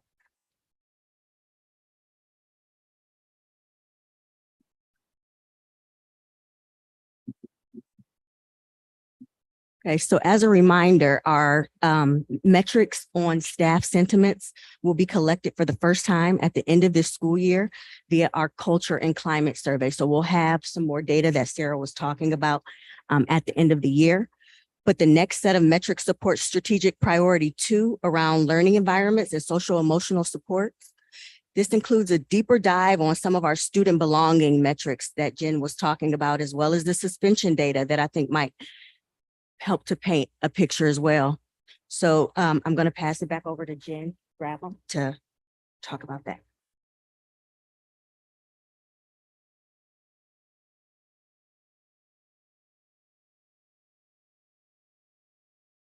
All right, so our baseline data right here from 2021-22 is from the California Healthy Kids Survey, which is given to 5th and 7th grade students. Last year, there was not a vital signs survey that we gave to students. So that's what this baseline here. The percent overall change you see from the fall to winter is pretty similar, 64 to 63, 87 to 85, slight dips in percentage points. It is still far off our target. Excuse me. There was a high connectedness to school, which is far above target. I was still on my feelings about that other conversation Trustee Shabobian and I just had, as well as our suspension rates. Last year at the end of the year, it was 4.4. At this point, it's at 2%. Our target was 2.4. I mean, our target was always really 0, but 2.4. So this is the school by school breakdown. And to Trustee Lachu's point, we don't have a complete picture because we don't have everybody's surveys completed, but I did want to share some high level takeaways as well as some next steps. Belhaven and Castaño's scores did decline slightly. Belhaven declined from 67%. Wish I could see better about feeling safe at school. In the winter survey, it went down to 56%. Castaño 66% down to 55%. Los Robles and CCRMS remained fairly steady and stable between the two surveys. In terms of driving these actions forward, we have a lot of questions and we have a lot of pushes. We're implementing trainings around restorative practices. We've convened a restorative practice committee to start building our community, building our plans going into the 23-24 school year, as well as what can we do now. We're also doing a lot of learning from trauma-informed practices.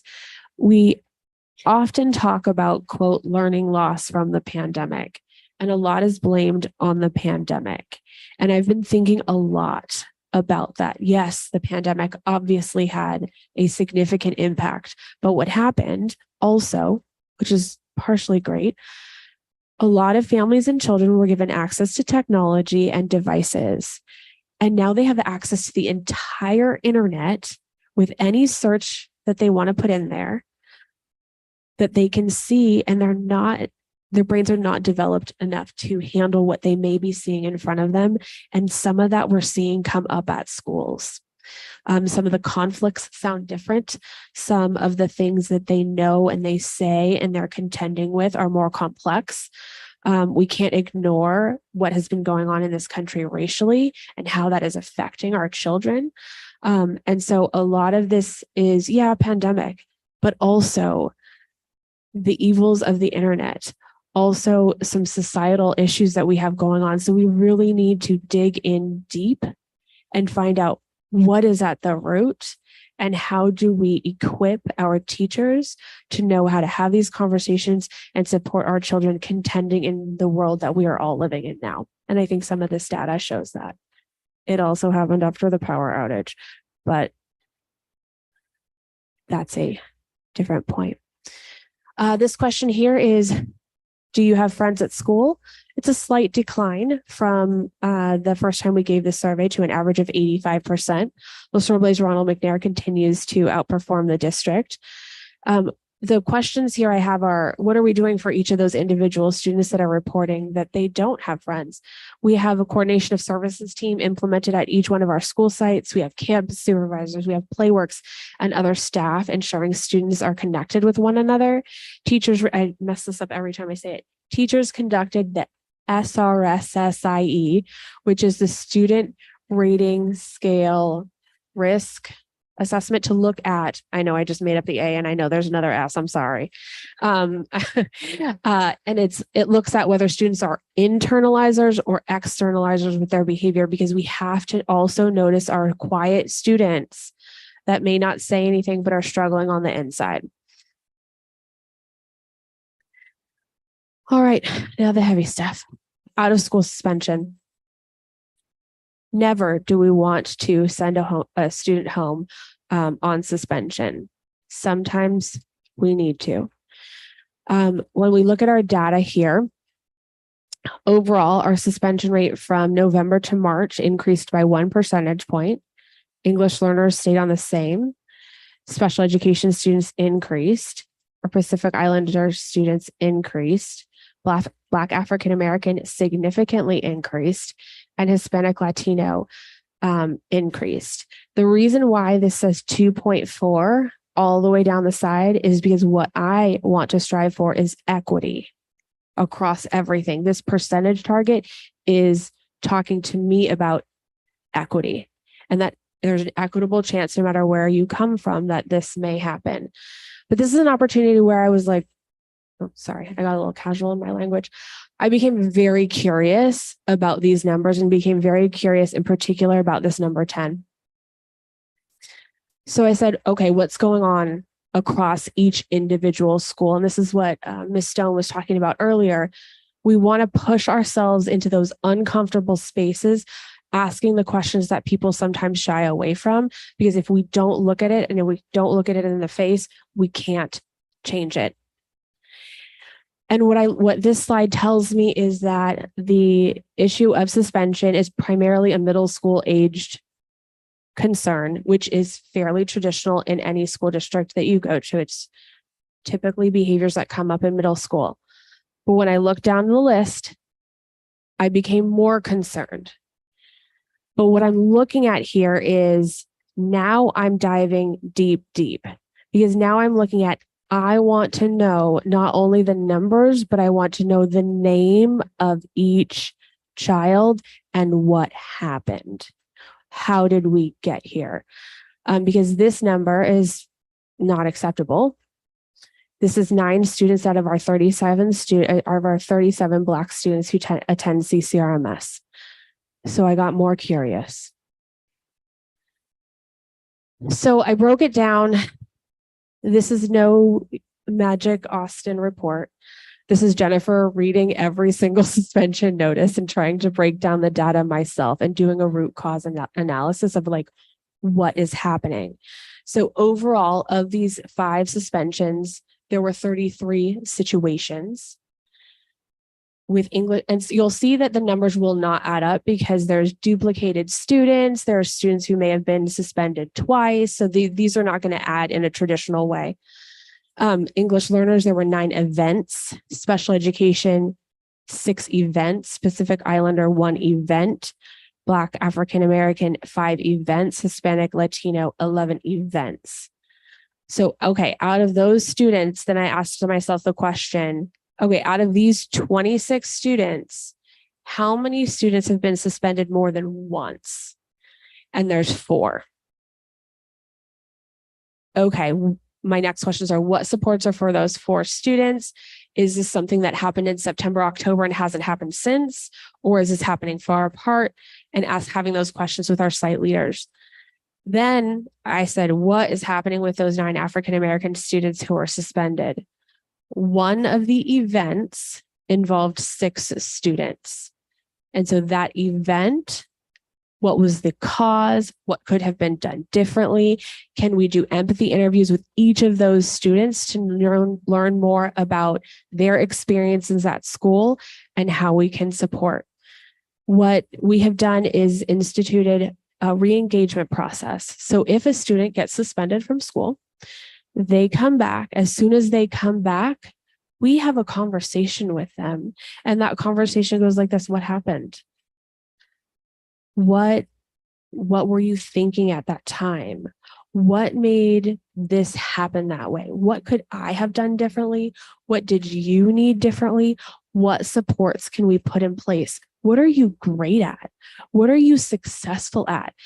Do you need to repair any relationships as a result of what happened? Was it a conflict with another student and we needed mediation?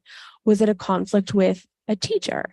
Was it a conflict with another student and the teacher intervened and you said something that you didn't really mean, but you were hot? And so I've heard from our assistant principals that it's now their favorite meetings. Because when you ask kids at a time when they're not heated, they tell you some amazing, insightful information about what they were thinking and feeling, and have said, I need to go back to that teacher and talk to them again and explain to them why I did that, or work that through with my friends. And we really need to focus on understanding what is coming up for kids. And if they're at a place where they're frustrated and they don't have control of something over here, if something right here triggers them, they're already triggered by whatever's going on over here. And it's really easy to flip to anger when you're in a space where you're frustrated. And so we need to understand from every kiddo what happened and why. I can't tell you the details publicly of my empathy interview with the kiddo I met with, but it's a African-American student. He is in 8th grade and I have known him since kinder. And it was one of the funnest conversations I have ever had, because he was like, listen, let me tell you what happened. And he told me exactly why he did what he did. And I understood. And so now I just have to know how to support him before we get there.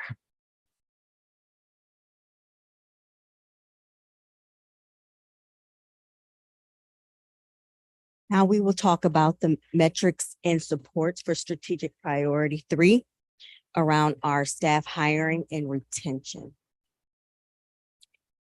So these metrics are measured only on an annual basis, so we don't have interim data to report. However, you can see that our goal is to continue to improve our retention rates, evaluation completion rates, and our hiring.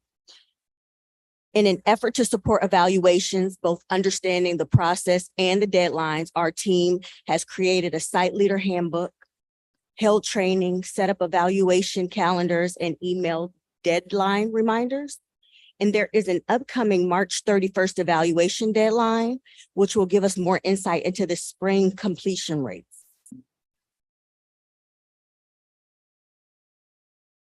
And so although we don't have the interim data to report on hiring and retention measures, we wanted to highlight several talent-related initiatives that are ongoing. We've attended several recruitment fairs, the staff evaluation process. We're doing the culture and climate survey at the end of the school year. We're partnering with the Bay Ed Fund and Beach House Media to produce a video that we cannot wait to share regarding recruiting high-quality talent, and created a sourcing pipeline of contacts within our network to proactively recruit high-quality talent. So this is something that the leadership team is actively engaged in amongst ourselves, reaching out to our networks within our contacts and making sure that we make those connections. So our next section is on strategic priority 4, which is around family and community engagement. And this includes family-teacher relationships as well as chronic absenteeism. Last board meeting in December, there was a comment about wanting to have a metric around how parents feel that they are made aware of their students' progress and how they can support them. And then how do parents feel their relationship to the school is as a whole? Because we wanted to make sure that we had the same correlatory values and were able to compare and contrast from December to this month, the questions have remained the same in terms of the percentage of families who feel that they have a good relationship with their child's teacher and the percentage of chronic absenteeism. However, as we make iterations to the survey, this is something that we'll definitely make sure that we keep in mind as well. Those two other questions that came up last time. So this is an overview of our engagement strategies that we have planned for later this spring, which is mid-April through the May timeline, in order to increase engagement. As mentioned, we are partnering with the Bay Ed Fund on a number of outreach activities, some of which include building on our regular parent meetings, which happen every Monday. This past Monday, we had we reviewed the principal hiring process and the timeline so that there was transparency and input around that, engaging students and alumni about their reflections and their goals. And we're also increasing the quantity and quality of the time spent on campus. As Jim mentioned, a number of us are doing empathy interviews with staff and also with students. And we're continuing to strengthen our relationships with our partner organizations as well. So these are some of the things that we're doing as far as strengthening relationships with our partner organizations. But one thing I like to note is that we are planning a end of year partnership wrap-up event in June with a feedback survey that creates this method of two-way communication to not only understand how we were as partners, but how we can be better support one another. And so we will have our partnership evaluation completion data during that time, and we'll be able to highlight and leverage some themes that came up from that completion, the evaluation completion.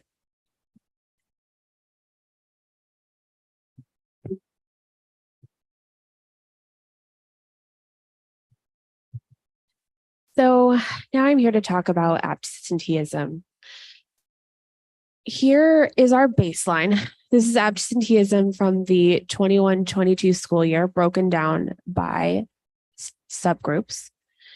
The interim November data and the March data here, you can see there's increases in each area. And you can also see that for the most part, this is a little bit closer to an more equitable spread. So we're not seeing as much of a differentiation in absenteeism by ethnicity, English learner, or special education status. I also can't help but note these are incredibly high chronic absenteeism rates. So I don't want to in any way excuse them, but I was just speaking to the parity and equity across all subgroups. For context here, chronically absent is missing 10% of the school year. Today is day 126. So you're chronically absent if you've missed 12.6 days.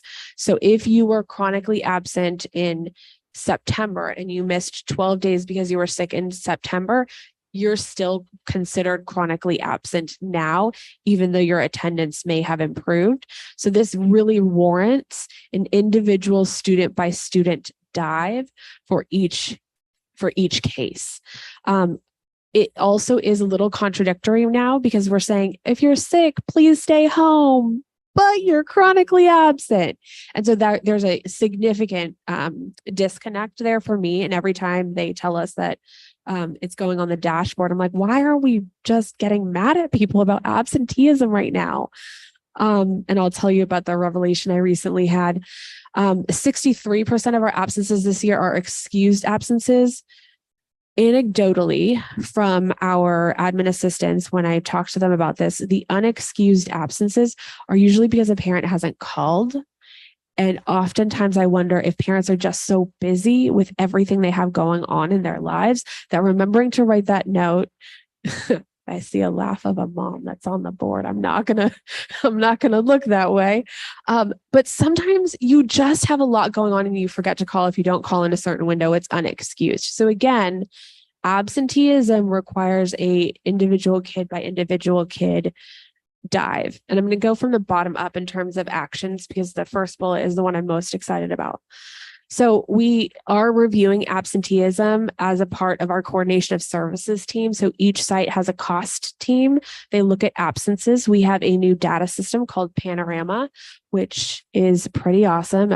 At some time, I'm going to pull it up here, and you can look at all the students who are in cost, and you put a little button and you say absences improving or absences decreasing. I push the button, it gives me the list based on trend. So we're really much easier able to track that based on just the ability of computers. We're also exploring differentiated ways to look at the data to identify trends.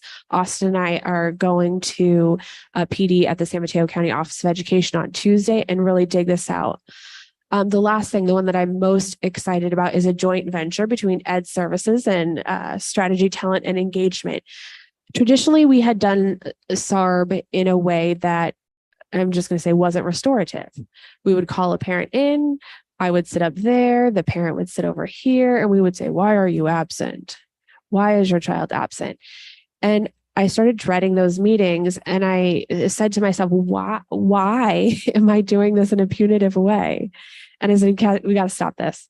So I reached out to Dr. McCrae and I said, hey, what do you think about joining forces? So instead of the traditional SARB meetings, what we're going to do is we're going to have a group meeting, and it's going to be a resource fair. And I'm going to talk about, here is the impact of being absent from school. Here are the reasons why sometimes absences happen, and really lay out, if it's a mental health need, here's a mental health provider. If you just forget to do the notes, here's a note, just leave them on your counter. If you are struggling right now because you are dealing with housing insecurity or food insecurity. And so we're going to have the parent outreach coordinators, and we're going to do this as a joint effort to support our families through this process. We're not just automatically inviting every family to this SARB process. This is only the families who the school sites have elevated to this process after they've already had discussions with parents and they need more support. So we're going to again look at attendance from a restorative lens. How can we support, and what can we do?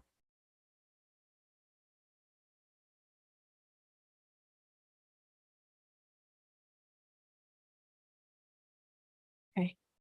I know it's been a long presentation, so a couple of things. We're almost done, and I'm about to sit down for the night. So in terms of this section of metrics is tied to strategic priority 5, which is how we manage our people, time, and budget. And there is supposed to be a budget presentation at some point. I don't know, next. So we're not even going to go there. He'll go there. So we'll speed on through.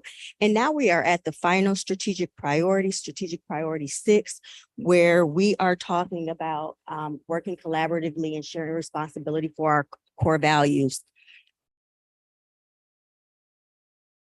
And so our next round of family surveys will be conducted later this spring, around April or May. We have already completed our second round of student surveys, as Jen mentioned, repeating the process that we did this fall. And our first ever staff survey will be released again, like I said, at the end of the school year. And as a part of strategic priority 6, we are focused on the student recruitment and enrollment related initiatives that are located here. I do have some very exciting news. We reached over 1,500 students enrolled for the first time this school year. We also have a banner on our webpage encouraging families to enroll now. We put that out a while ago just to make sure that that was at the forefront. We have had a number of different activities planned for our students to get excited about going to the middle school, but we also have yard signs that are in print right now that we will have promoting our free TK programs. And what I'll say about that is that our TK is, it's, well, still come, but we have a lot of good traction in our TK. So we're very excited about that. And then we'll have a process of having our district-wide info session at the end of May, just so parents can understand what the various options are for enrolling. And I'm done.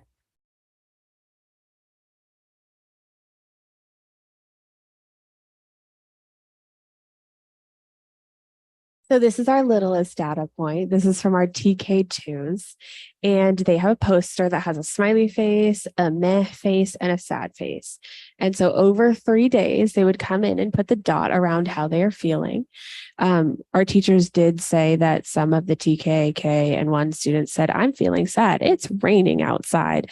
So, I mean, you have to dig into the data and really understand. I don't think we can prevent rain because we would, but only at night while we're sleeping and safely, and no trees down, power on.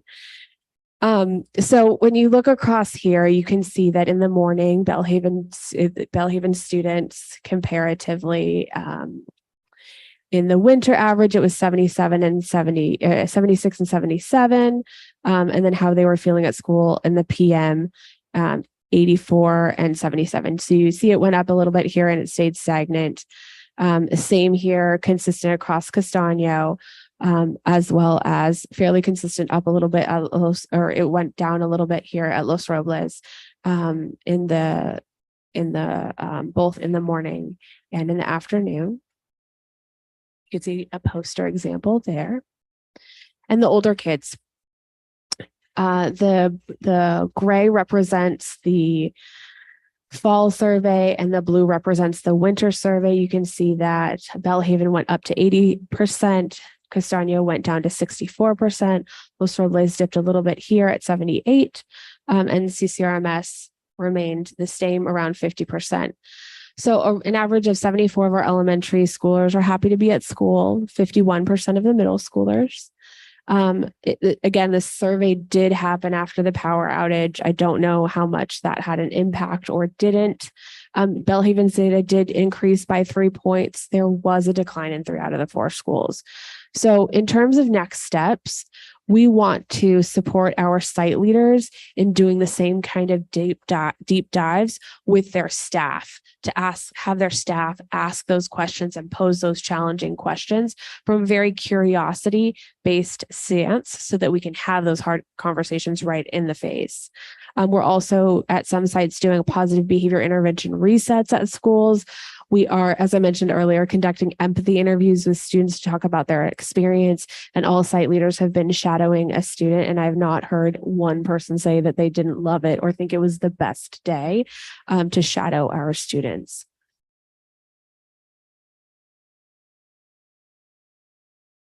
All right, I have the best slide because it's the last slide.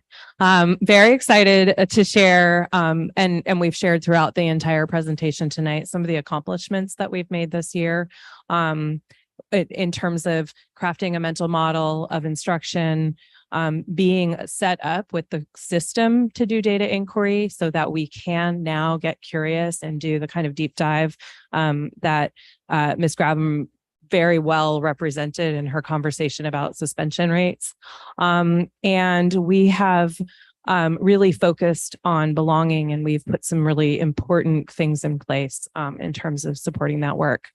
Some next steps, as I mentioned before, we're going to start looking at the patterns of need from our walkthrough data, and we're going to use that to create plans for professional learning. We are currently in the process of working with our TK teachers to create a very strong TK vision and align our classroom practices in TK with that vision. And we're going to continue for the rest of the year to pilot our TK through 5 ELA, ELD curriculum. And we're hoping to have a recommendation for you in June. We are currently looking at adding to our battery of assessments so that we can do some, a little bit more deep diving between the 3 assessments throughout the year. But also we really do need a very clear literacy screener specifically for our early readers.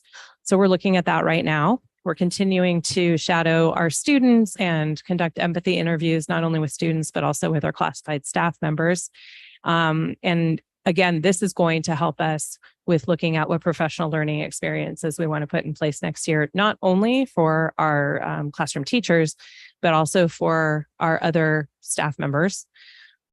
We are continuing to focus on our report card and vital signs information. We're going to integrate that into our LCAP this year. And we're continuing to work hard to support our site leaders and their instructional leadership teams to review data and use that data to inform practice. We are launching our staff survey and continuing our listening tours, which have also, we did not mention those tonight, but those have been incredibly informative and very important moments this year, listening to our staff.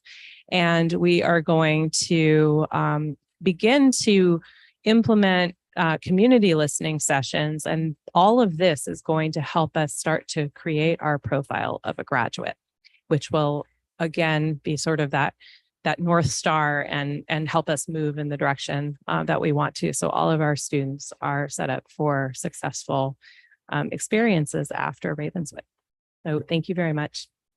Thank you. Before I go to questions and comments from our board, are there any questions or comments from the public on Zoom or in person? If you do want to comment on Zoom, now is the time. Please raise your hand. No hands are raised. Okay, thank you. So I will move to questions and comments from the board. If there's any ones that we missed and we would like to ask. I have a few questions. I wasn't sure what to ask them. Some of my questions were around kind of all over the place. I was trying to chunk them. All right, so my first one is in terms of the street data collection, how is this information shared with staff, and is there room for collaboration or grade level collaboration when the street street data is collected? That's a good question. We are currently taking all of the information that we've received from our shadowing of a student, our listening campaigns, and we'll do the same with empathy interviews. We're actually going to be, although he hasn't heard this yet, working with Austin to help us look at that data and make some meaning and sense of it, and actually really just align, put the patterns together with it. And then that will be data that not only we can share with staff, but we'll be able to share with you as well.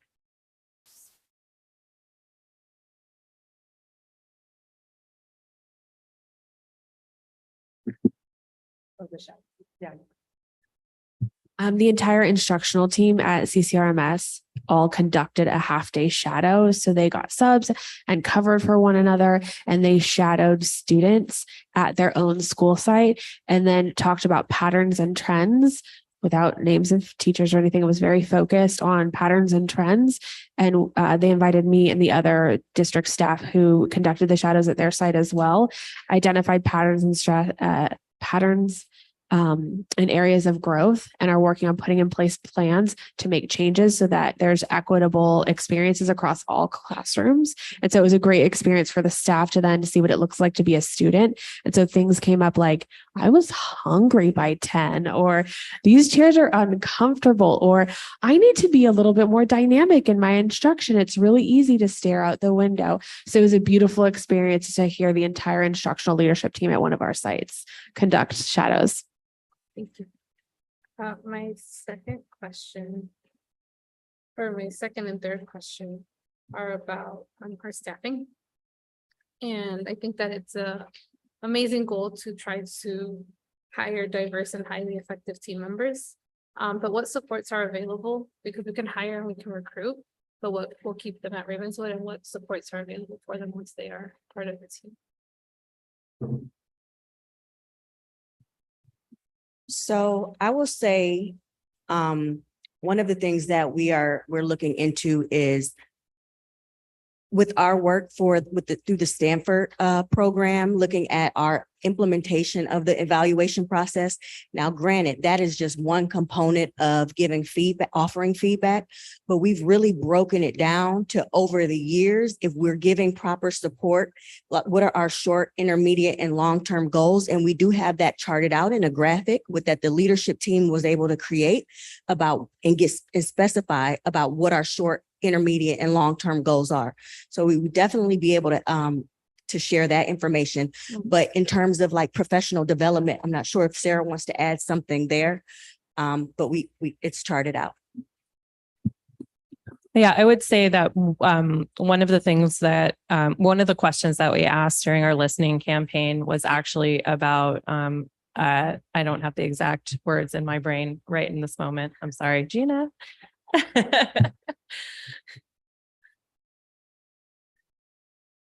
But the goal of those interviews was actually to get to the bottom of how do we ensure that all of our staff feel a sense of belonging themselves and feel connected and are getting the proper support and actually are able to share consistently their needs. And so from that, we will be able to get a little bit clearer about, well, what do we need to do? Or are there professional developments that we need to put in place? And is the work that we're doing around our anti-racist commitment enough? What else can we do? And then the question that we asked. Yeah, there are 4 questions that we've been asking all of our team members. What part of your school culture are you proud of and what would you like to see improve? How does your team and school community create space for multiple points of view? In what ways are your skills, contributions, and ways of being valued and acknowledged? And what elements of your cultural wealth do you want to bring and contribute to the community? Not just the professional development that we can provide, but also what are the skill sets and your sense of being that you can contribute and bring to the family. And just really quickly, from a qualitative perspective, I think we've been able to really gather some rich data, and we will be putting it together for themes. But in terms of more quantitative type data of how we can specifically serve and support our staff, that's going to go out in the culture and climate survey at the end of the school year, where we're asking very targeted questions. I would also add that thank you, Sandra and Sarah, that the data here also will inform us of where the needs are, right? And so we have some real live data, street map data, that's going to help us determine what our 23-24 professional development should at least incorporate. And then, I'm sorry. My last question was on slide 28, when we talked about the goal for fully credentialed teachers. The target was 70%, and I'm wondering, I don't know, I feel like we should shoot for 100. No. And then as a follow-up is, and in terms of recruitment, like, do we have student teachers on our sites and do we get them each year? How many do we get? Do any of them stay with us? Yes, we do have student teachers on our site. At our sites.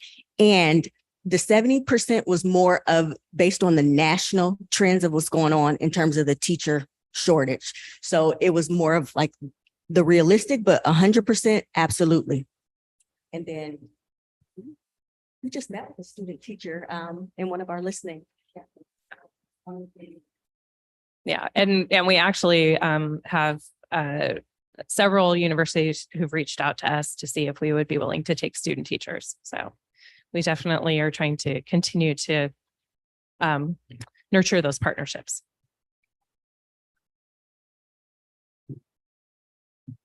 The Alder Institute being one of those. USC has reached out, UC Berkeley has reached out. So we're attracting student teachers, which is very exciting.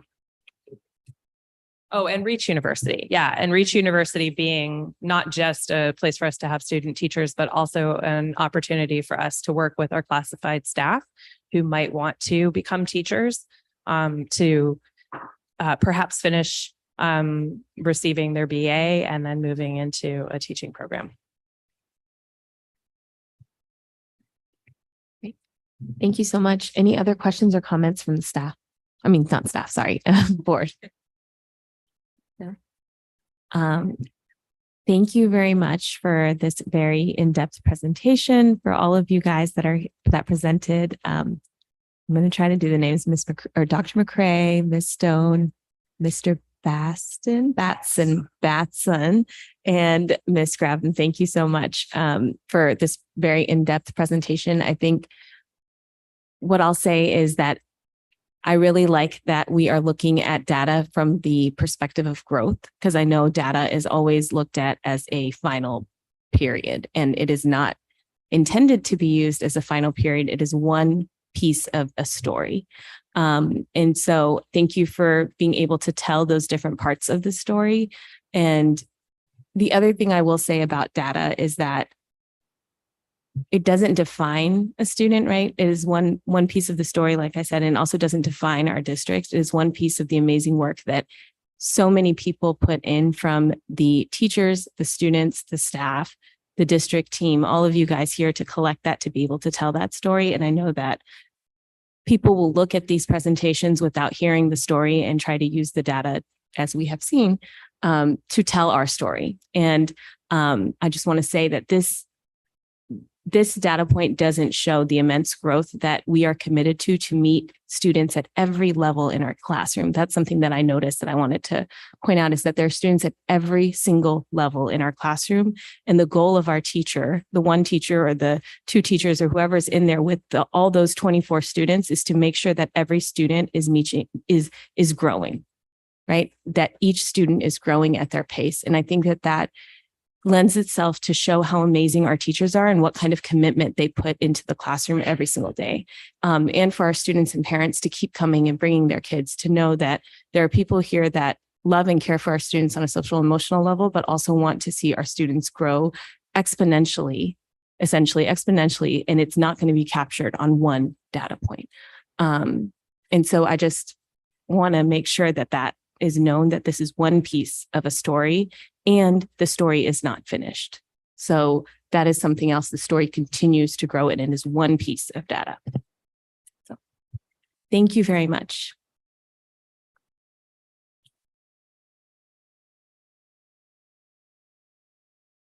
We will move on to the next item.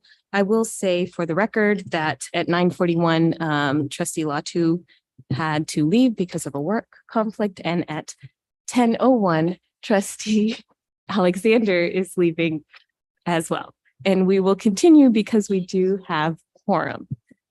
Sit down. We do have quorum.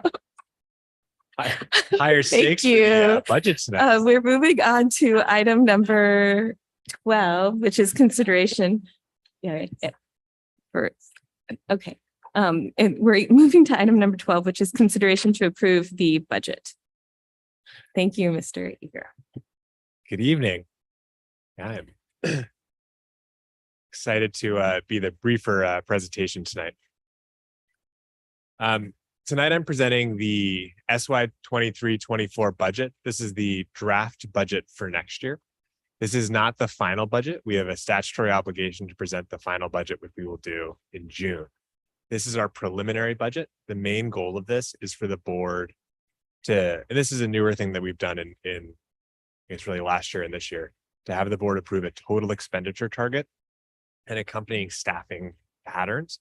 We believe that approving this now, or asking the board to approve this now, will give us the ability to begin hiring now, which we think is essential for getting top talent. So we are asking the board tonight to approve the preliminary budget for next year. Again, all recommendations will still have to go to the board, and the final budget will still go to the board in June. This just allows us to get rolling. All right, a couple of things about our budget for this year. A budget for next year, excuse me. The SY 23-24 budget is the first year of our planned deficit spending. So I've been talking about this deficit for 3 years now. I know members of the board are probably sick. Two of them walked out on me. They're so sick of hearing about this story. But next year is the first year where we do plan on spending down the reserves that we've built up. In building up those reserves, we have increased our per pupil expenditure nearly 80%. I think the total is even higher, actually, but over $28,500 per student. The next year's budget will be easily the highest per pupil expenditure in Ravenswood's history, at 80% higher than several years ago. We do expect, though, to run a deficit. We have been running surpluses for the last few years. We've built up our reserves past the 3% state minimum, past the additional 17% target that the board set. We built reserves past that. So we are not just financially healthy beyond the state minimum, where we have big reserves right now. The plan is to spend those down. In the budget cycle for this year, which we'll talk about the process of that, our focus was on how do we do fewer things better. We wanted to make deeper investments in fewer things, and our budget reflects that. This budget does reflect reductions, even though the total amount of money is similar to prior years, because stuff went up, stuff's more expensive. There's been inflation in a real way across many parts of our budget. The overall expenditure has gone down because of the cuts that we made. We will be releasing all of this publicly. It already is public to some extent, but we'll be continuing to really certainly lead the county and hopefully the rest of the country in just being really hyper transparent about what every line in our budget is going to. There's multiple ways for people to find out, and they can always reach out to us to talk about it. This is sort of the start of that budget transparency blitz. So a couple of sections. I'm going to really just focus on the first three, but the fourth here, which goes through each school and department budget, is really here for context. So first, I just want to start with the same slide I've been presenting for 3 or 4 years now. As I have said, we're going to run 3 years of surpluses.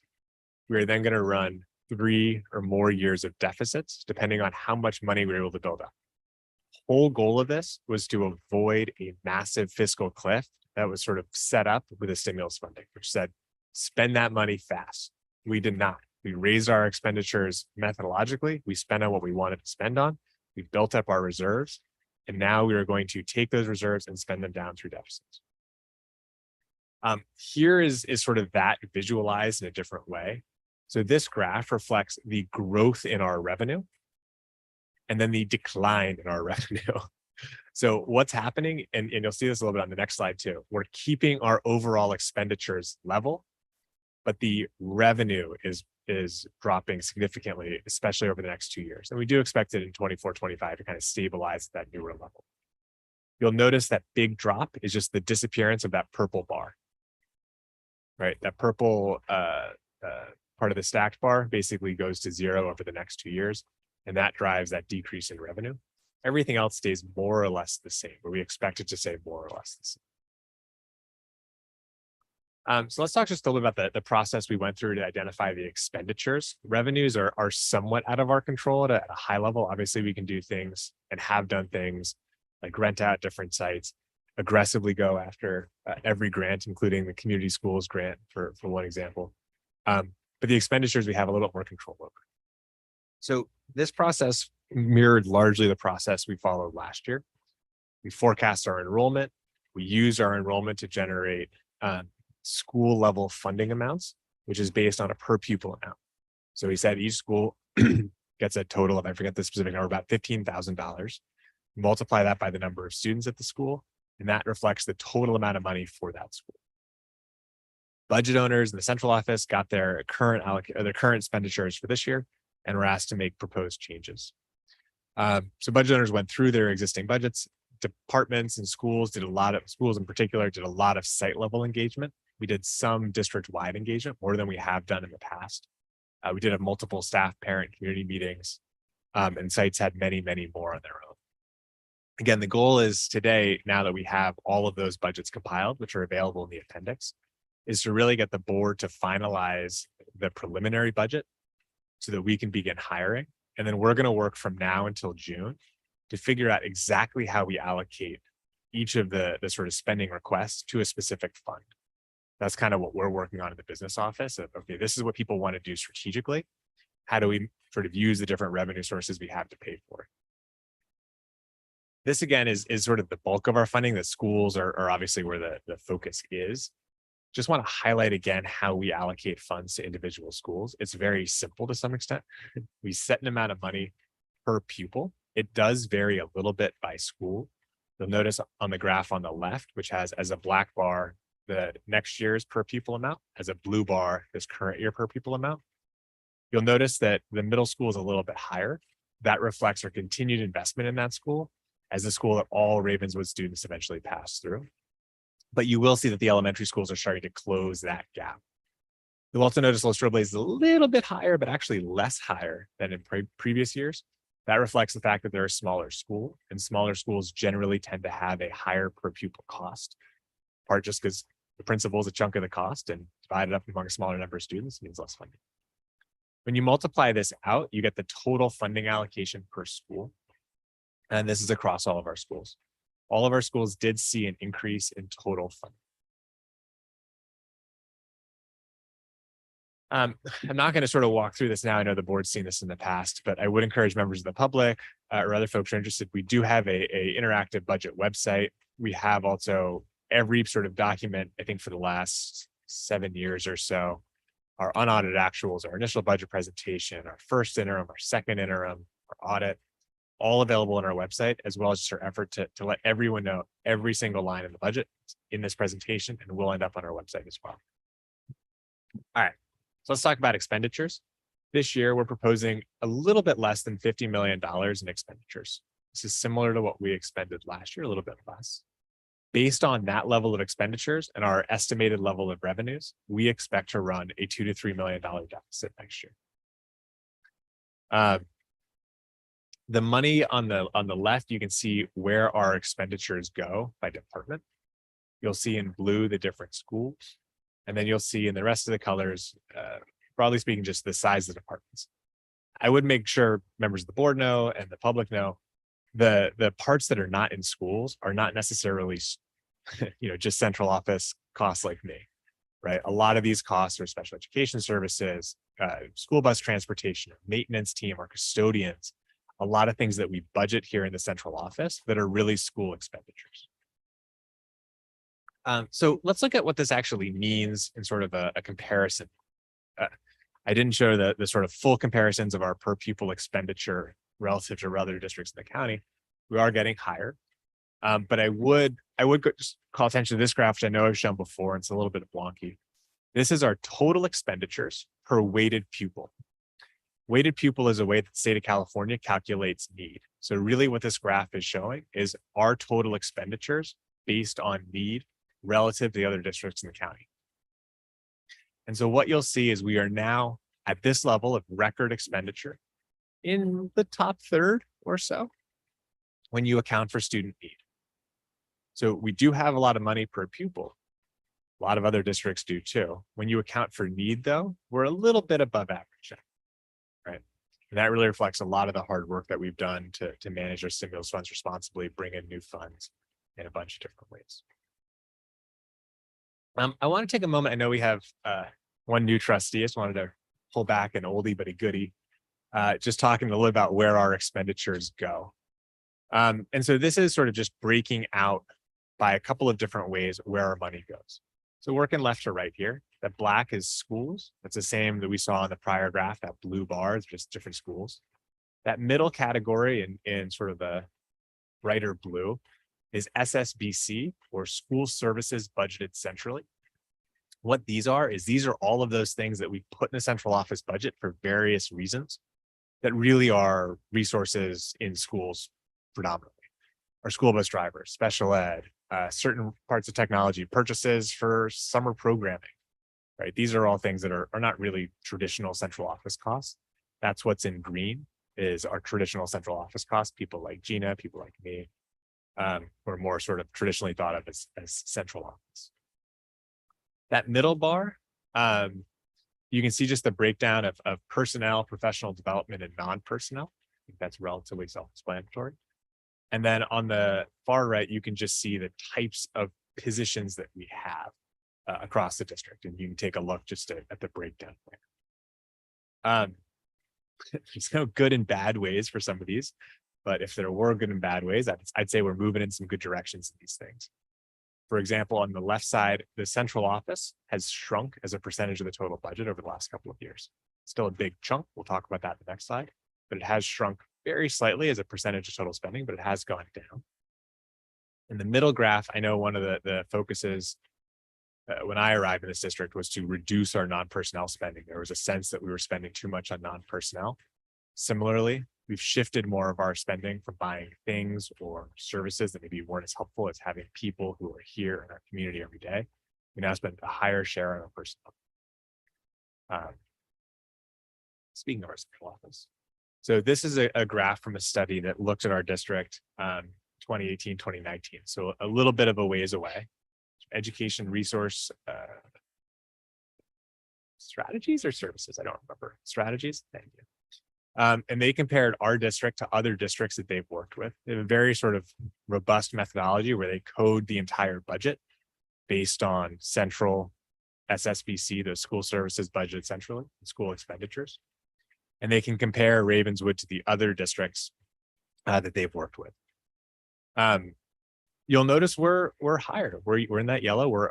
They had a little bit of a range, I think, reflecting the funkiness of our budgeting methodology at the time, but we were a little bit higher than some of the other districts. And now we're at the bottom of that range. We're probably closer to 11% as opposed to 12 plus or so as they found. So good news is that we have reduced this over time, but we are still relatively high relative to other districts. Not wildly high, but notably high. All right, that was a bit of a whirlwind to cover a lot of ground there, and it's been a long night. I'll apologize to our translator later, but that'll conclude my presentation for now. Any questions or comments from the public? The public has any questions, they can raise their hand on Zoom. I assume that there are none. Any questions or comments from the board? Thank you, Mr. Eager. I will consider a motion to approve the preliminary budget. Oh, sorry, I will entertain a motion. Thank you. Okay, entertain a motion. I move to approve the preliminary budget. Do I have a second? I second. All in favor, please say aye. Aye. All opposed? All right, motion carries 3-0. Thank you. We will move on to item number 13, which is the superintendent report. Thank you, trustees. I just have a few points I would like to, or remarks to highlight. Sarah Stone and Jennifer Grava mentioned about the opportunities they had to shadow a student. I also did shadow a third grader, a Black female student in the third grade at Bellhaven Elementary School. It was a delight. It was an absolute delight, in particular because the adults there on the campus definitely fed her soul and spirit. And then, it does raise a lot of questions in regards to how we make sure that we meet the needs of all of our students. But as a student there for the day, I definitely felt the love. I also realized how fortunate it is as an adult to constantly be able to have food and water by your side. Throughout the day, I found myself really hungry. But definitely there were a lot of opportunities of engagement, and it just reinforces the importance that we constantly monitor what it is like to be a student in Ravenswood and whether or not what we're doing is meeting their needs. We're meeting their needs. We also had our CTE teacher from the Ravenswood, Sister Chavez Ravenswood Middle School take our students to a couple of events.